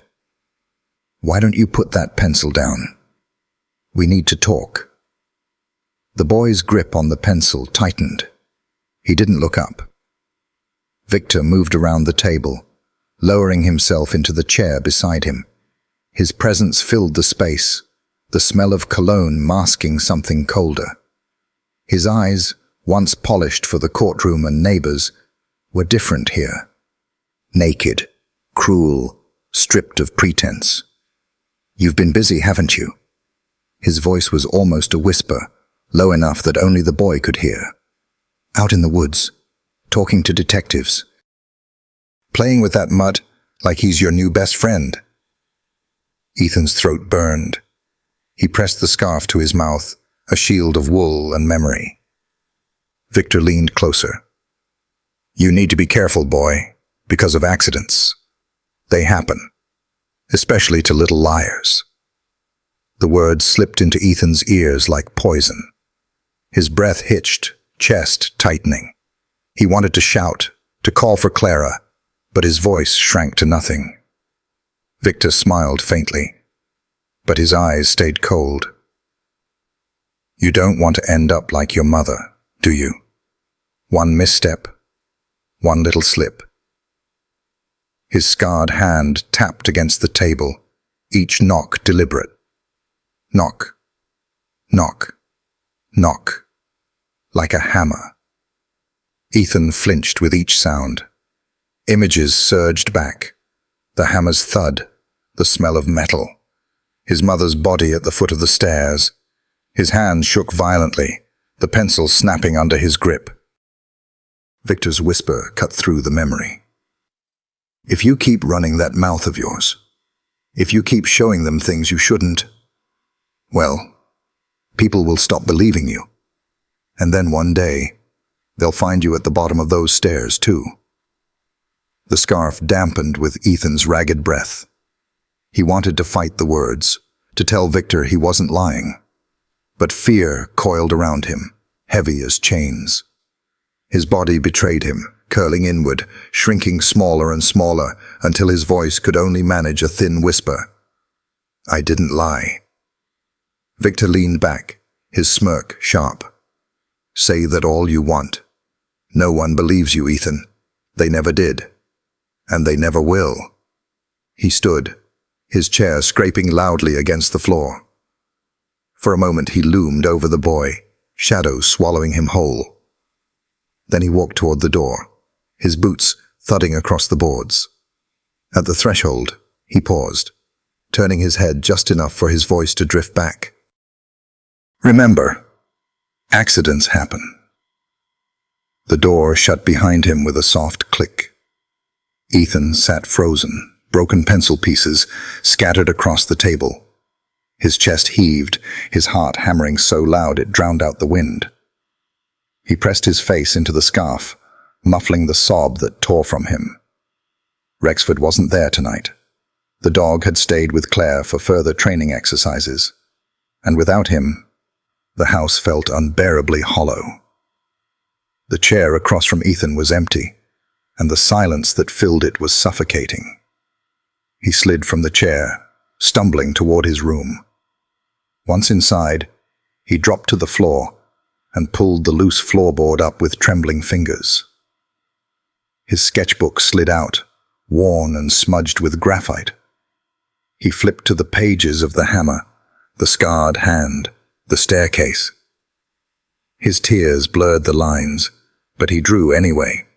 Tonight he added another picture. A face, Victor's face, with eyes cold and lips twisted into a whisper. Beside it, in shaky letters, he wrote, "Accidents happen to liars." The words clawed at him, but writing them made them real, made them something he could hold. His secret weapon, his silent scream. Clutching the book to his chest, he crawled beneath his bed, curling tightly into himself. His sobs rattled the wood above him, but no one came. No one heard. In the silence, fear claimed him again. Dragging him back into the shadows, he thought he'd escaped. The breakthrough in the woods, the moment Claire said she believed him. It felt distant now, fragile against Victor's whispered threat. And so, Ethan did what he had done since the night of his mother's death. He retreated into silence. Only this time, his silence carried something darker. The knowledge that Victor was watching, waiting, ready to make his words vanish forever if he dared to speak them too loudly. The farmhouse had grown darker with every passing hour, the evening light thinning to a grey mist that pressed against the windows. The room smelled of damp wood and stale air. a loneliness Ethan had grown used to, but tonight it felt different. Victor's words from earlier still crawled inside his chest like barbed wire. Accidents happen to liars. He sat on the edge of his bed, scarf tight around his neck, sketchbook open across his knees. The page in front of him showed jagged lines. Victor's face, eyes cold, the words, "Accidents happen," scrawled beneath. His hand trembled with each stroke of the pencil. The floor creaked. Ethan frozen. Victor's shadow filled the doorway, tall and heavy against the dim hall light. "Still drawing, boy?" His tone was low, almost mocking. He stepped inside, boots dragging against the floorboards. "Better be careful what you put in that book. Some things are dangerous to keep." Ethan's breath hitched. He clutched the sketchbook tighter, his fingers digging into the pages. His voice wouldn't come. He wanted to scream, to tell Victor to leave, but his throat locked as fear spread cold through his veins. Then, from the corner of the room, a sound rumbled low and steady. Rexford. The German shepherd had been lying by the wall, silent since Claire brought him back that afternoon. But now his body shifted, rising with a fluid grace. His ears pricked forward, his hackles lifted. A growl rolled from his chest, soft, restrained, but unmistakably dangerous. Victor stopped mid-step. Rexford moved between them, planting himself squarely in front of Ethan. His body blocked the boy from Victor's view, muscles taut, tail stiff, his amber eyes locked on the man with an unblinking focus. The growl deepened, filling the small room with a vibration that made the air itself tremble. Victor's jaw tightened. "So that's it, huh? Hiding behind a mutt now?" He sneered, but there was a flicker in his eyes. The kind of flicker that came when control slipped for just a moment. Ethan pressed his hand to Rexford's back, fingers sinking into thick fur. For the first time since his mother's death, he felt a wall rise between himself and danger. Not an imagined one, not a fragile scarf, but something alive, strong, unyielding. Victor shifted, taking a step closer. Rexford's growl sharpened, louder this time, his lips peeling back just enough to flash the edge of his teeth. The sound was primal, ancient, the voice of a protector who needed no words. The man paused. His eyes darted to Ethan, then back to the dog. "You think this changes anything?" His voice was quieter now, though the venom remained. "Dogs get old. They get tired. Accidents happen to them too." But even as he spoke, Victor didn't move forward. The growl pinned him in place, an invisible line he dared not cross. Ethan's heart pounded, but not with the same helpless terror as before. His breath still came fast, his hands still shook, yet underneath the fear was something new. Strength. Borrowed from the dog standing before him, yes, but strength nonetheless. He pressed his forehead to Rexford's back and whispered into the fur, "Don't leave me." The dog's growl eased, just slightly, as if in answer. Victor exhaled sharply, masking his unease with a scornful chuckle. "Enjoy it while you can, boy. That mutt can't protect you forever." He turned abruptly, his boots thudding out of the room, his shadow retreating down the hallway. The silence that followed was heavy, but not suffocating. Ethan's body trembled, the adrenaline draining from him in waves. He curled forward, clutching Rexford with both arms. The scarf slipped loose, forgotten, as he buried his face in the dog's fur. His tears came hot and fast, soaking into the thick coat. Rexford didn't move. He stood tall for as long as it took, chest rising and falling with steady breaths, every inch of him a wall against the darkness. Only when Ethan's sobs began to slow did he ease down, lowering himself so the boy could cling tighter. His head rested gently across Ethan's knee, eyes still fixed on the doorway as though guarding against whatever might return. In that quiet, Ethan whispered the words he had been too afraid to say to any human. "He can't hurt me if you're here." His voice cracked, but it carried conviction. "You believe me. You'll keep me safe." Rexford's tail gave a slow thump against the floor. It was the smallest sound, but to Ethan it was a vow. The boy lifted his head, wiping his face with the back of his hand. He looked at his sketchbook, still lying open on the bed, Victor's shadowy face glaring back at him in graphite. For the first time, he didn't feel powerless staring at it. He drew a new line, not over Victor's face, but beside it. The outline of a dog, teeth bared, standing guard. He closed the book and pressed it against his chest. His hands still shook, but less than before. Rexford shifted closer, curling around him like a shield, and there, in the dim light of the farmhouse, boy and dog lay side by side, their breaths slowly falling into rhythm. The world outside remained dangerous. Victor's threats still hung heavy in the air, but within that small circle of warmth, Ethan felt something he hadn't in months. Protected. It was more than comfort. It was a promise, sealed in silence. The promise of protection. Not spoken, but written in growls, in fur, in the steady heartbeat beneath Ethan's ear. For the first time since the night his mother died, Ethan let his eyes close. And though fear still lingered at the edges of his mind, sleep came easier with Rexford's weight pressed against him, a living reminder that he wasn't alone anymore. A boy and a dog, bound by trust, had made a pact. And no matter what Victor whispered in the shadows, that pact would not break. The rain came relentlessly, slashing through the trees like 1,000 whips. The forest floor had become a swamp, each step sinking deep. Flashlights carved pale tunnels through the downpour. Detective Claire Morrison pulled her hood tighter, her breath clouding in the cold. To her left, Haynes muttered curses at his ruined notebook. Behind them came Ethan, hand pressed to Rexford's back, clinging to the dog, as if only he could steady him.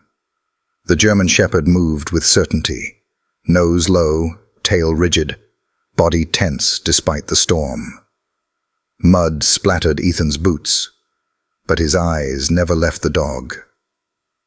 Claire glanced back. "You okay, Ethan?" He nodded, pale but focused, water dripping from his lashes. This forest was burned into him, Victor's boots crunching, the hammer's thud, the smell of iron on the wind. He whispered suddenly, "This way." He tugged Rexford toward a slope tangled with roots. Haynes groaned. "We've been here before." "Follow the boy," Claire ordered. Rexford's pace quickened. He barked once, sharp and commanding, then began digging furiously at the base of a root. Ethan's chest tightened. He stopped here. He hid something. Claire knelt, clawing at the muck with Haynes. Thunder cracked overhead. Ethan buried his face into Rexford's wet fur, holding on. Then Claire's glove struck metal. A rusted box. Inside lay fabric, stained dark, the smell unmistakable. Blood. Ethan collapsed into the mud. "It's hers. Mom's." Claire sealed the fabric, her voice firm. "This isn't trauma. It's evidence." But Rexford wasn't done.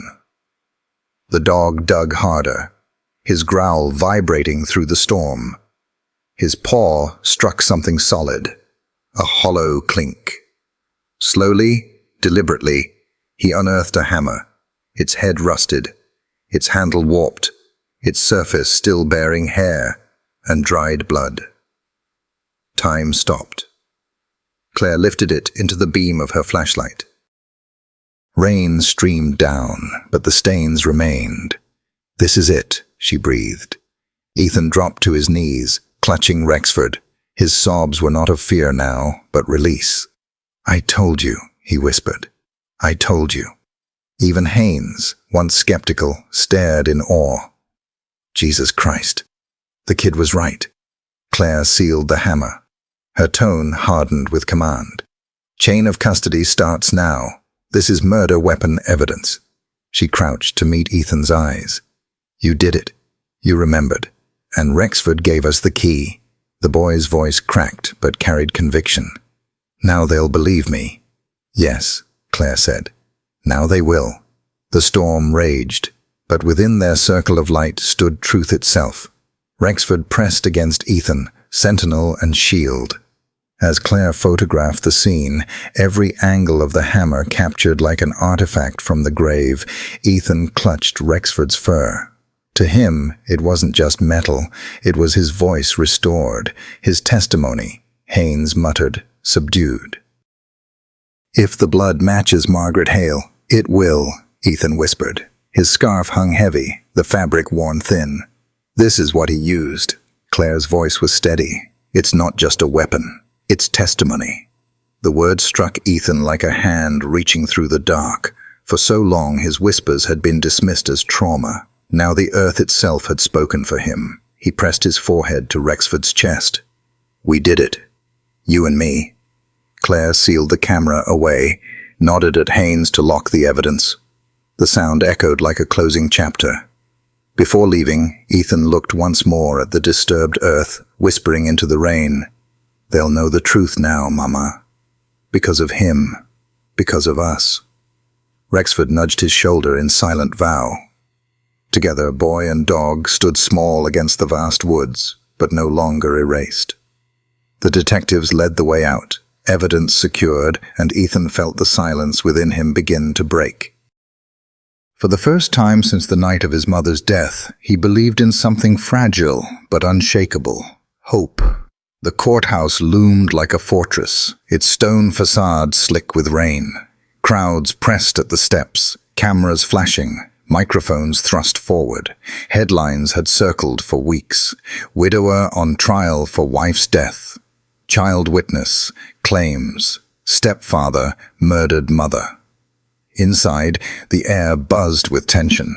Benches groaned under journalists and spectators. Ethan sat small at the prosecution's table beside Detective Claire Morrison, scarf looped tight, hand buried in Rexford's fur beneath the oak. The boy's feet barely touched the floor, yet every reporter craned for a glimpse. Across the aisle, Victor Hale looked immaculate. Dark suit, gleaming cufflinks, grief rehearsed.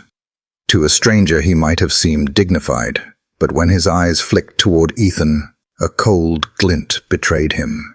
The gavel fell. Judge Harrington's voice cut through the murmurs. "Court is now in session." Prosecutor Robert Adams rose, his tone steady and weighty. "Today you will hear the truth behind Margaret Hale's death. You will see the weapon, the stains that time could not erase. And you will understand that the man before you, Victor Hale, is guilty of murder."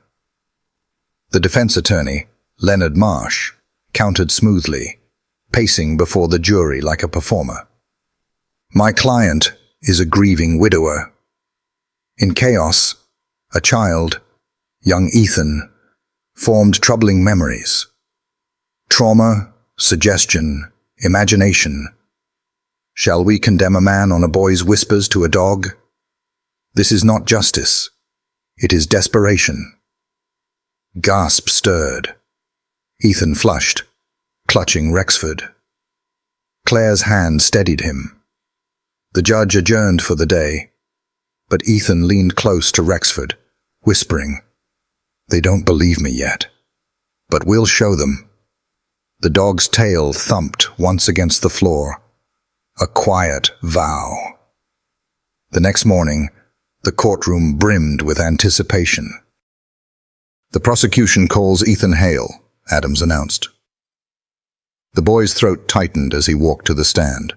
Rexford trotted beside him and after a brief pause, was allowed to remain at his feet. Ethan raised a shaking hand, voice cracking as he swore the oath. "Ethan, can you tell us your name?" Adams asked gently. "Ethan Hale," he whispered, gripping Rexford's fur. "And why are you here?" Tears glimmered, but his words came. "To tell what happened to my mom." A hush. "What do you remember about that night?" He faltered. The hammer's thud, the iron smell, the scarred hand rose sharp in memory. But Rexford's steady breath anchored him. Ethan lifted his head. "I saw him. Victor. He killed my mom." The gallery erupted in whispers. The gavel cracked for silence. "How do you know it was him?" Adams pressed. "He had the hammer. I heard it hit. I smelled blood. I saw his boots on the stairs, his scar, his ring. I'll never forget it." His small voice carried steady now. Victor clenched his jaw. His lawyer sprang up for cross-examination. "Ethan, no one else saw this, did they? You didn't tell me right away. You drew pictures. Isn't that imagination?" The boy's tears fell, but his answer was unflinching. "I drew because no one listened, but I wasn't imagining. He killed her. I know it." The defense attorney faltered, then sat. When Ethan returned to the table, collapsing into his aunt's arms, he whispered into Rexford's ear, "I said it. I told them." The dog's tail brushed the floor like a seal of truth. Later, Detective Claire Morrison carried the evidence case down the aisle. The room leaned forward as she lifted the sealed bag. Inside lay an ordinary hammer turned monstrous by time. Rust streaked with brown-black stains, strands of hair fused to the head. A collective gasp rippled the benches. Reporters scribbled hammers again and again. Victor's composure cracked. For weeks, he had worn grief flawlessly. But now his jaw tightened, his eyes darting toward Ethan. The boy recognized that look, the one he'd seen the night of the murder. He pressed into Rexford's fur, whispering, "That's it. He can't hide anymore." Claire's voice cut clear. "Recovered 50 yards from the Hale farmhouse. Found by Ethan Hale and K9 Rexford. Forensics confirm human blood and DNA matching Margaret Hale." Jurors shifted grimly. The defense leapt up. "Objection! Weeks in the elements. Contamination." "Overruled," Judge Harrington said flatly. Claire set the hammer down like a relic on an altar. The silence weighed heavy. Ethan's heart pounded. He had drawn that hammer countless times. Lines smudged with grief. Now it was real, undeniable, proof pulled from the earth itself. Victor shifted, mask slipping, fingers tapping the table. Rage flickered through his facade. Jurors noticed. Reporters noticed. Ethan whispered to Rexford, "They believe me now." The dog's amber eyes gleamed, his tail brushing softly against the floor. As Claire returned to her seat, she felt the room had shifted. This was no longer about whispers.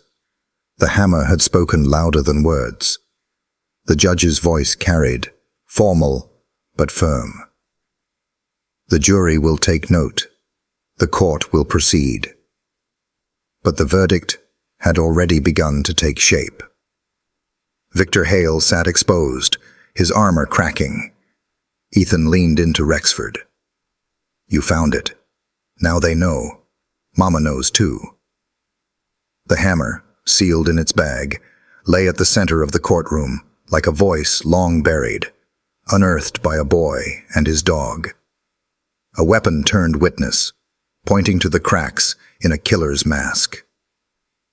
By dawn, Ottawa was already ablaze with the story.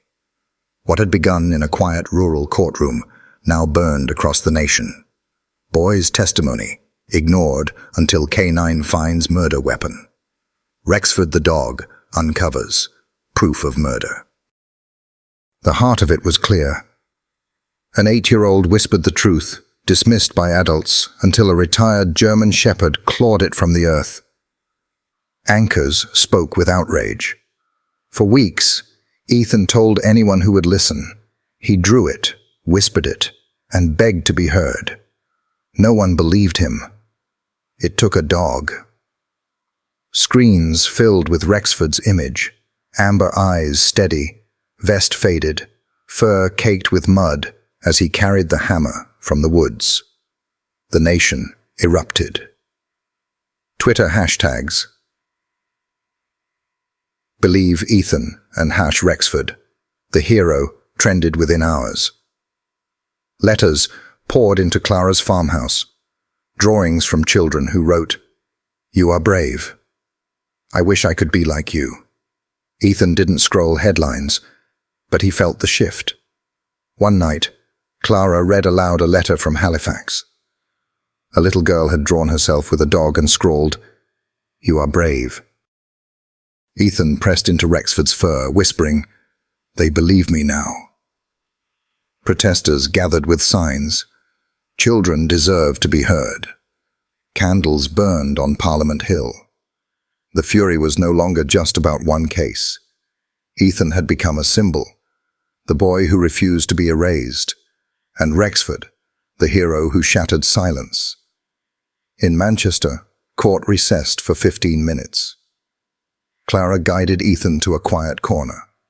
He sat cross-legged, scarf damp, sketchbook in his lap, Rexford pressing close. For a long while he said nothing, cheek against fur, breathing in that steady, grounding smell. Finally, his voice broke free, thin but certain. "You believe me when no one else would." Tears slipped into the scarf, his small shoulders shaking. "They said I was lying, that I was broken, but you knew. From the first time I touched you, you knew." He clung to Rexford. "I thought I'd drown in it. The hammer, the blood, his boots. But then you came. And now they believe me.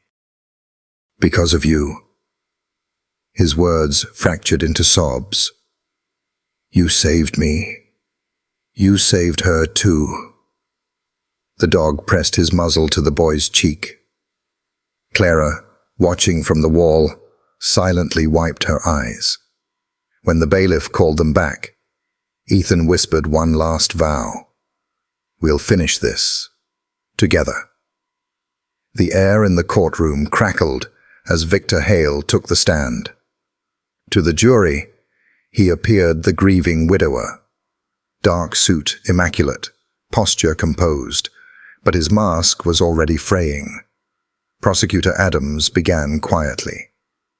"You've testified your wife's death was an accident, a fall down the stairs." Victor nodded solemnly. "A tragedy. Nothing more." "And yet," Adams pressed, "the autopsy shows blunt force trauma, inconsistent with a fall, and a hammer, stained with her blood and hair, was found buried behind your home, deliberately placed." Victor's jaw twitched. "I have no knowledge of such a thing." Adams stepped closer. "No knowledge?" "Ethan Hale testified that he saw you with that hammer. He recalled your ring, your scar. Are you saying he imagined it?" Victor leaned forward, voice low and sharp. "He's 8 years old. He's confused. Manipulated." Gasps rippled through the room. Ethan stiffened, Rexford pressing against his leg, a low growl vibrating like thunder. Adams struck again. Confused. Yet the hammer was exactly where Ethan said. Who else could have hidden it there? Victor's mask cracked. Sweat beaded on his temple, his lips parted, then clamped shut. The jury saw it. Adam's voice sharpened. "Isn't it true you killed your wife in rage, tried to stage a fall, And when Ethan saw too much, you silenced him with threats. Victor snapped. His palm slammed the rail with a crack that echoed like gunfire. His mask of grief exploded into fury. "That boy is a liar," he shouted, face twisted. "A broken little brat who can't keep his story straight. You fools believe a child because some dog dug up a rusty tool." Chaos erupted. Reporters scribbled furiously. Jurors recoiled. The judge's gavel pounded. But the damage was done. The nation, and the jury, had seen the man beneath the mask. The sweat, the rage, the venom. The slip he could never take back. Adams raised his voice over the uproar. "Ladies and gentlemen, this is not the voice of a grieving husband. This is the voice of a guilty man exposed." Victor sagged back, chest heaving, his lawyer whispering frantically at his side. But every juror had already marked what they'd seen. The fury of the very man Ethan had described.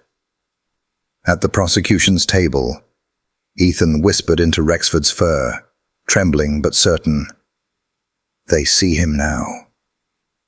The dog pressed close, tail brushing softly against the boy's leg.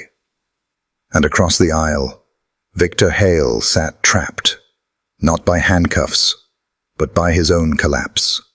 His mask lay shattered, his guilt lay bare, and the truth, once buried under roots and silence, now stood in open light for a nation that would never look away. The courtroom was suffocating. The jury filed back in, 12 strangers holding the weight of a boy's truth. Ethan sat at the prosecution's table, scarf twisted in his fists, Rexford pressed close at his legs. The foreman rose, paper trembling in his hand. Judge Harrington read it aloud, his voice firm. "We, the jury, find the defendant, Victor Hale, guilty of second-degree murder." Gasps swept the room. Reporters scribbled furiously. Ethan's body shook, then collapsed into Rexford's fur, sobbing. "They believe me now. They believe us." Victor lurched to his feet, shouting, "This is a lie. You're condemning me on the word of a child and a mutt." Bailiffs restrained him as he thrashed, his mask of grief finally shattered. The jury only stared harder, their verdict affirmed by the rage on display. Clara wrapped Ethan in her arms. "It's over," she whispered. Ethan shook his head, voice raw but steady. "Not for Mama. But now she knows I told the truth." The gavel fell. The court adjourned. Headlines would scream guilty within minutes. But for Ethan, the only sound was Rexford's steady breathing, the heartbeat that had carried him through.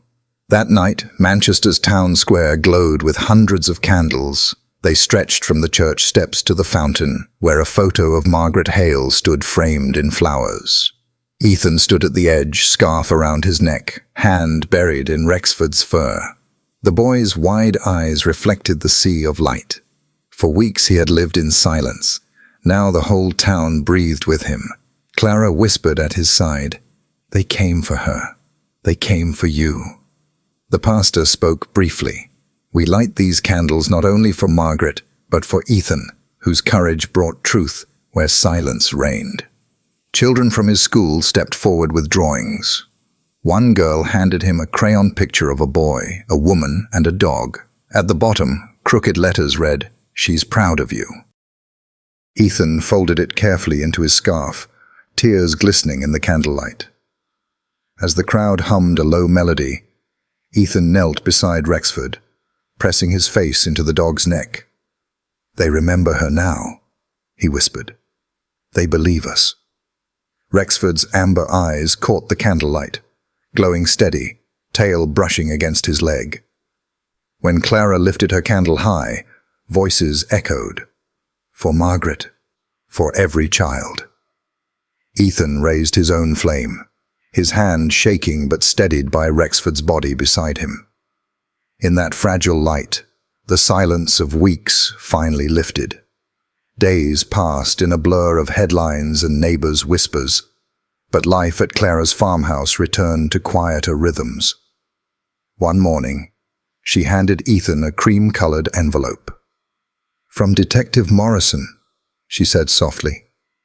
His fingers trembled as he opened it. The letter read, "Ethan, I have stood in many courtrooms, but what happened wasn't because of me, or Adams, or even Rexford. It was because of you. Your voice mattered. Even when no one listened, it never stopped being the truth. Rexford helped the world hear it. But it was yours. Because you spoke, your mother's name will not be buried in lies. I will never forget you, or Rexford. With respect and gratitude, Detective Claire Morrison." Ethan's eyes blurred with tears. He pressed the letter to his chest, whispering into Rexford's fur. She said, "My voice mattered. Not just the hammer, not just the cloth. Me." Rexford sighed, lowering his head onto the boy's lap.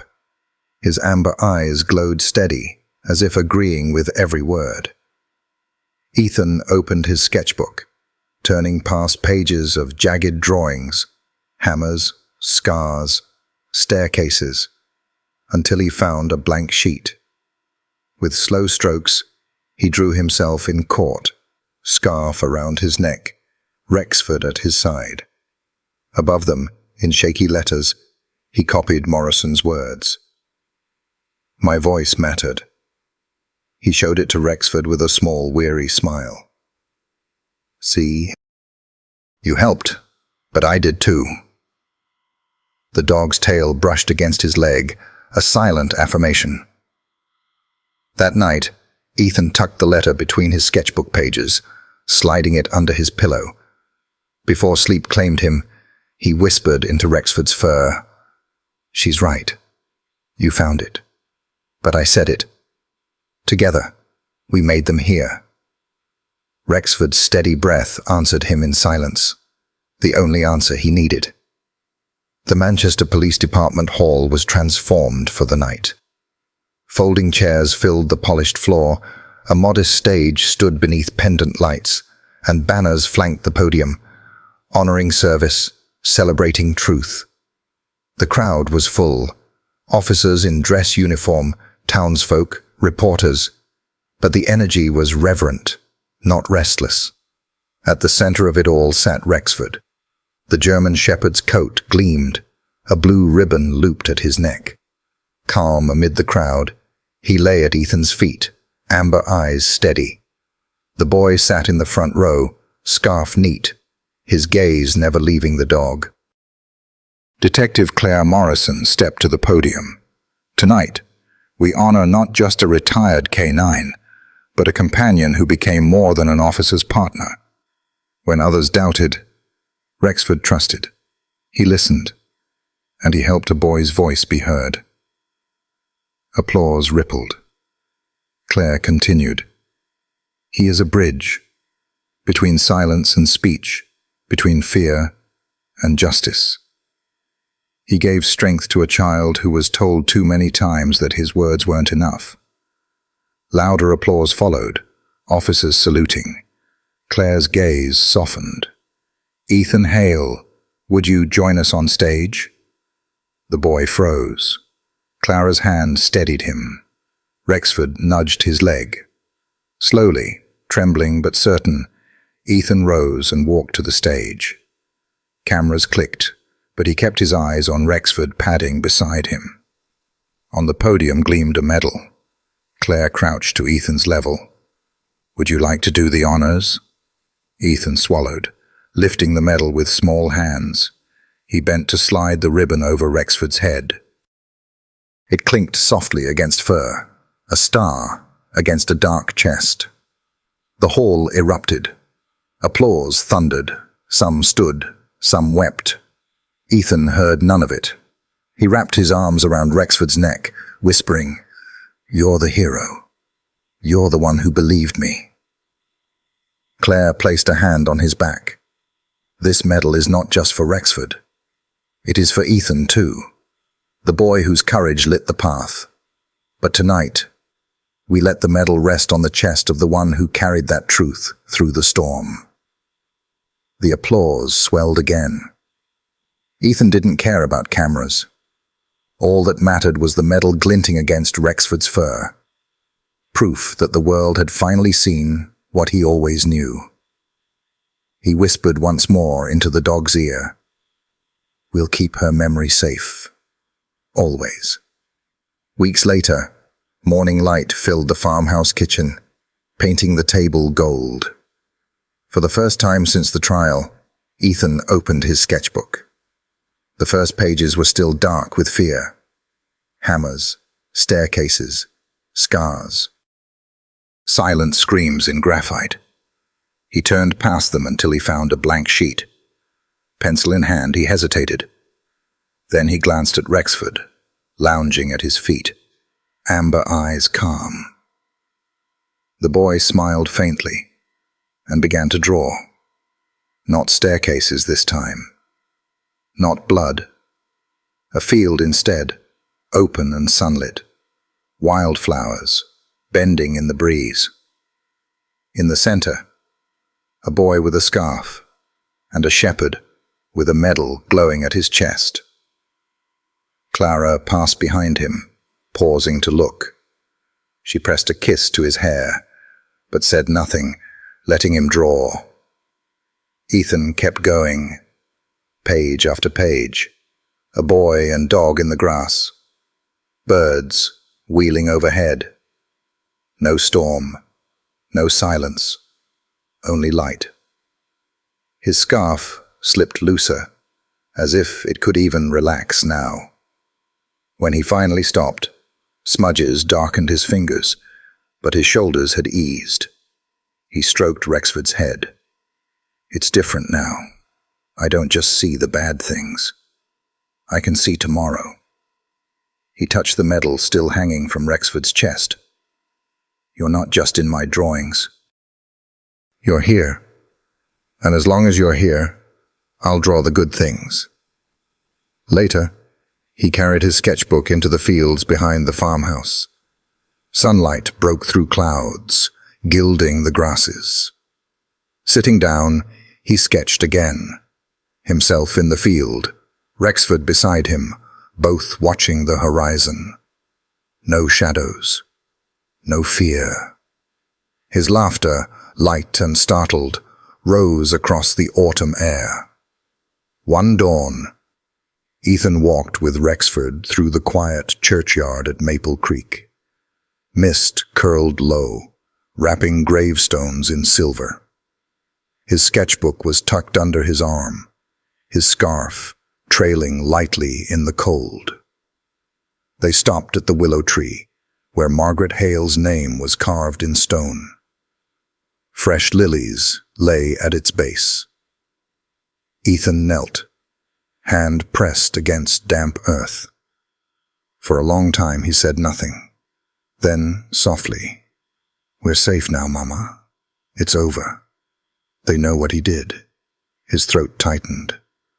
"I thought no one would ever hear me. But he did." He placed his hand on Rexford's fur. "He gave me back my voice." Tears blurred his sight. He pressed his forehead to the dog's neck. "You saved me, Rex. You saved her too." The willow's branches swayed, scattering droplets like falling stars. Dawn broke across the horizon in pink and gold. Ethan's whisper carried in the hush. "I'll never forget." Rexford leaned into him, warm and steady. And there, at his mother's grave, boy and dog stood together, no longer silenced, no longer alone.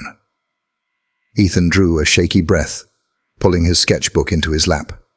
He flipped past the dark pages, the hammers, the scars, the shadows, and turned to the newest drawings, fields filled with light, himself and Rexford standing free beneath wide skies. He laid the book gently against the stone. "These are for you, Mama. So you know I'm not afraid anymore." The boy's hand returned to Rexford, resting against his chest, where the medal still glinted faintly in the dawn light. The camera of the world, if it had been watching, would linger here. The small, pale hand pressed to the dark fur, the boy's face lifted toward the light, the German shepherd steady and unmoving beside him. Ethan whispered again, his words carrying like a vow. "We'll keep going. We'll live where there are no shadows. And every time I speak, every time I draw, you'll be with me." Because he made sure I could find my voice again. Rexford's tail brushed softly against the grass, a small motion, but in it was affirmation, a promise unspoken. The sun broke fully over the horizon then, light spilling over the headstones, over the boy, over the dog. Mist lifted in strands, giving way to a morning bright with color. The grave no longer seemed shrouded in sorrow. Instead, it glowed, as though Margaret herself was wrapped in the warmth of the dawn. Ethan smiled through his tears, his face pale but alight with something new. Not just grief, not just survival, but hope. He leaned closer to Rexford, pressing his cheek against the shepherd's steady shoulder. "You're my family now, and you always will be." Together, boy and dog sat in silence as the sun climbed higher, their shadows stretching long across the grass. In that stillness, the legacy of loyalty was written, not in stone, not in verdicts, but in the bond between a child who found his voice and a dog who never let him be silenced. In the end, what endures isn't the noise of the courtroom. It's the quiet promise between a child and a good dog. German shepherds have a way of standing in the doorway between fear and courage, lending us their steadiness until our own voice returns. Love for animals isn't just sentiment, it's shelter, loyalty, and the kind of companionship that makes hard days survivable and sweet days even sweeter.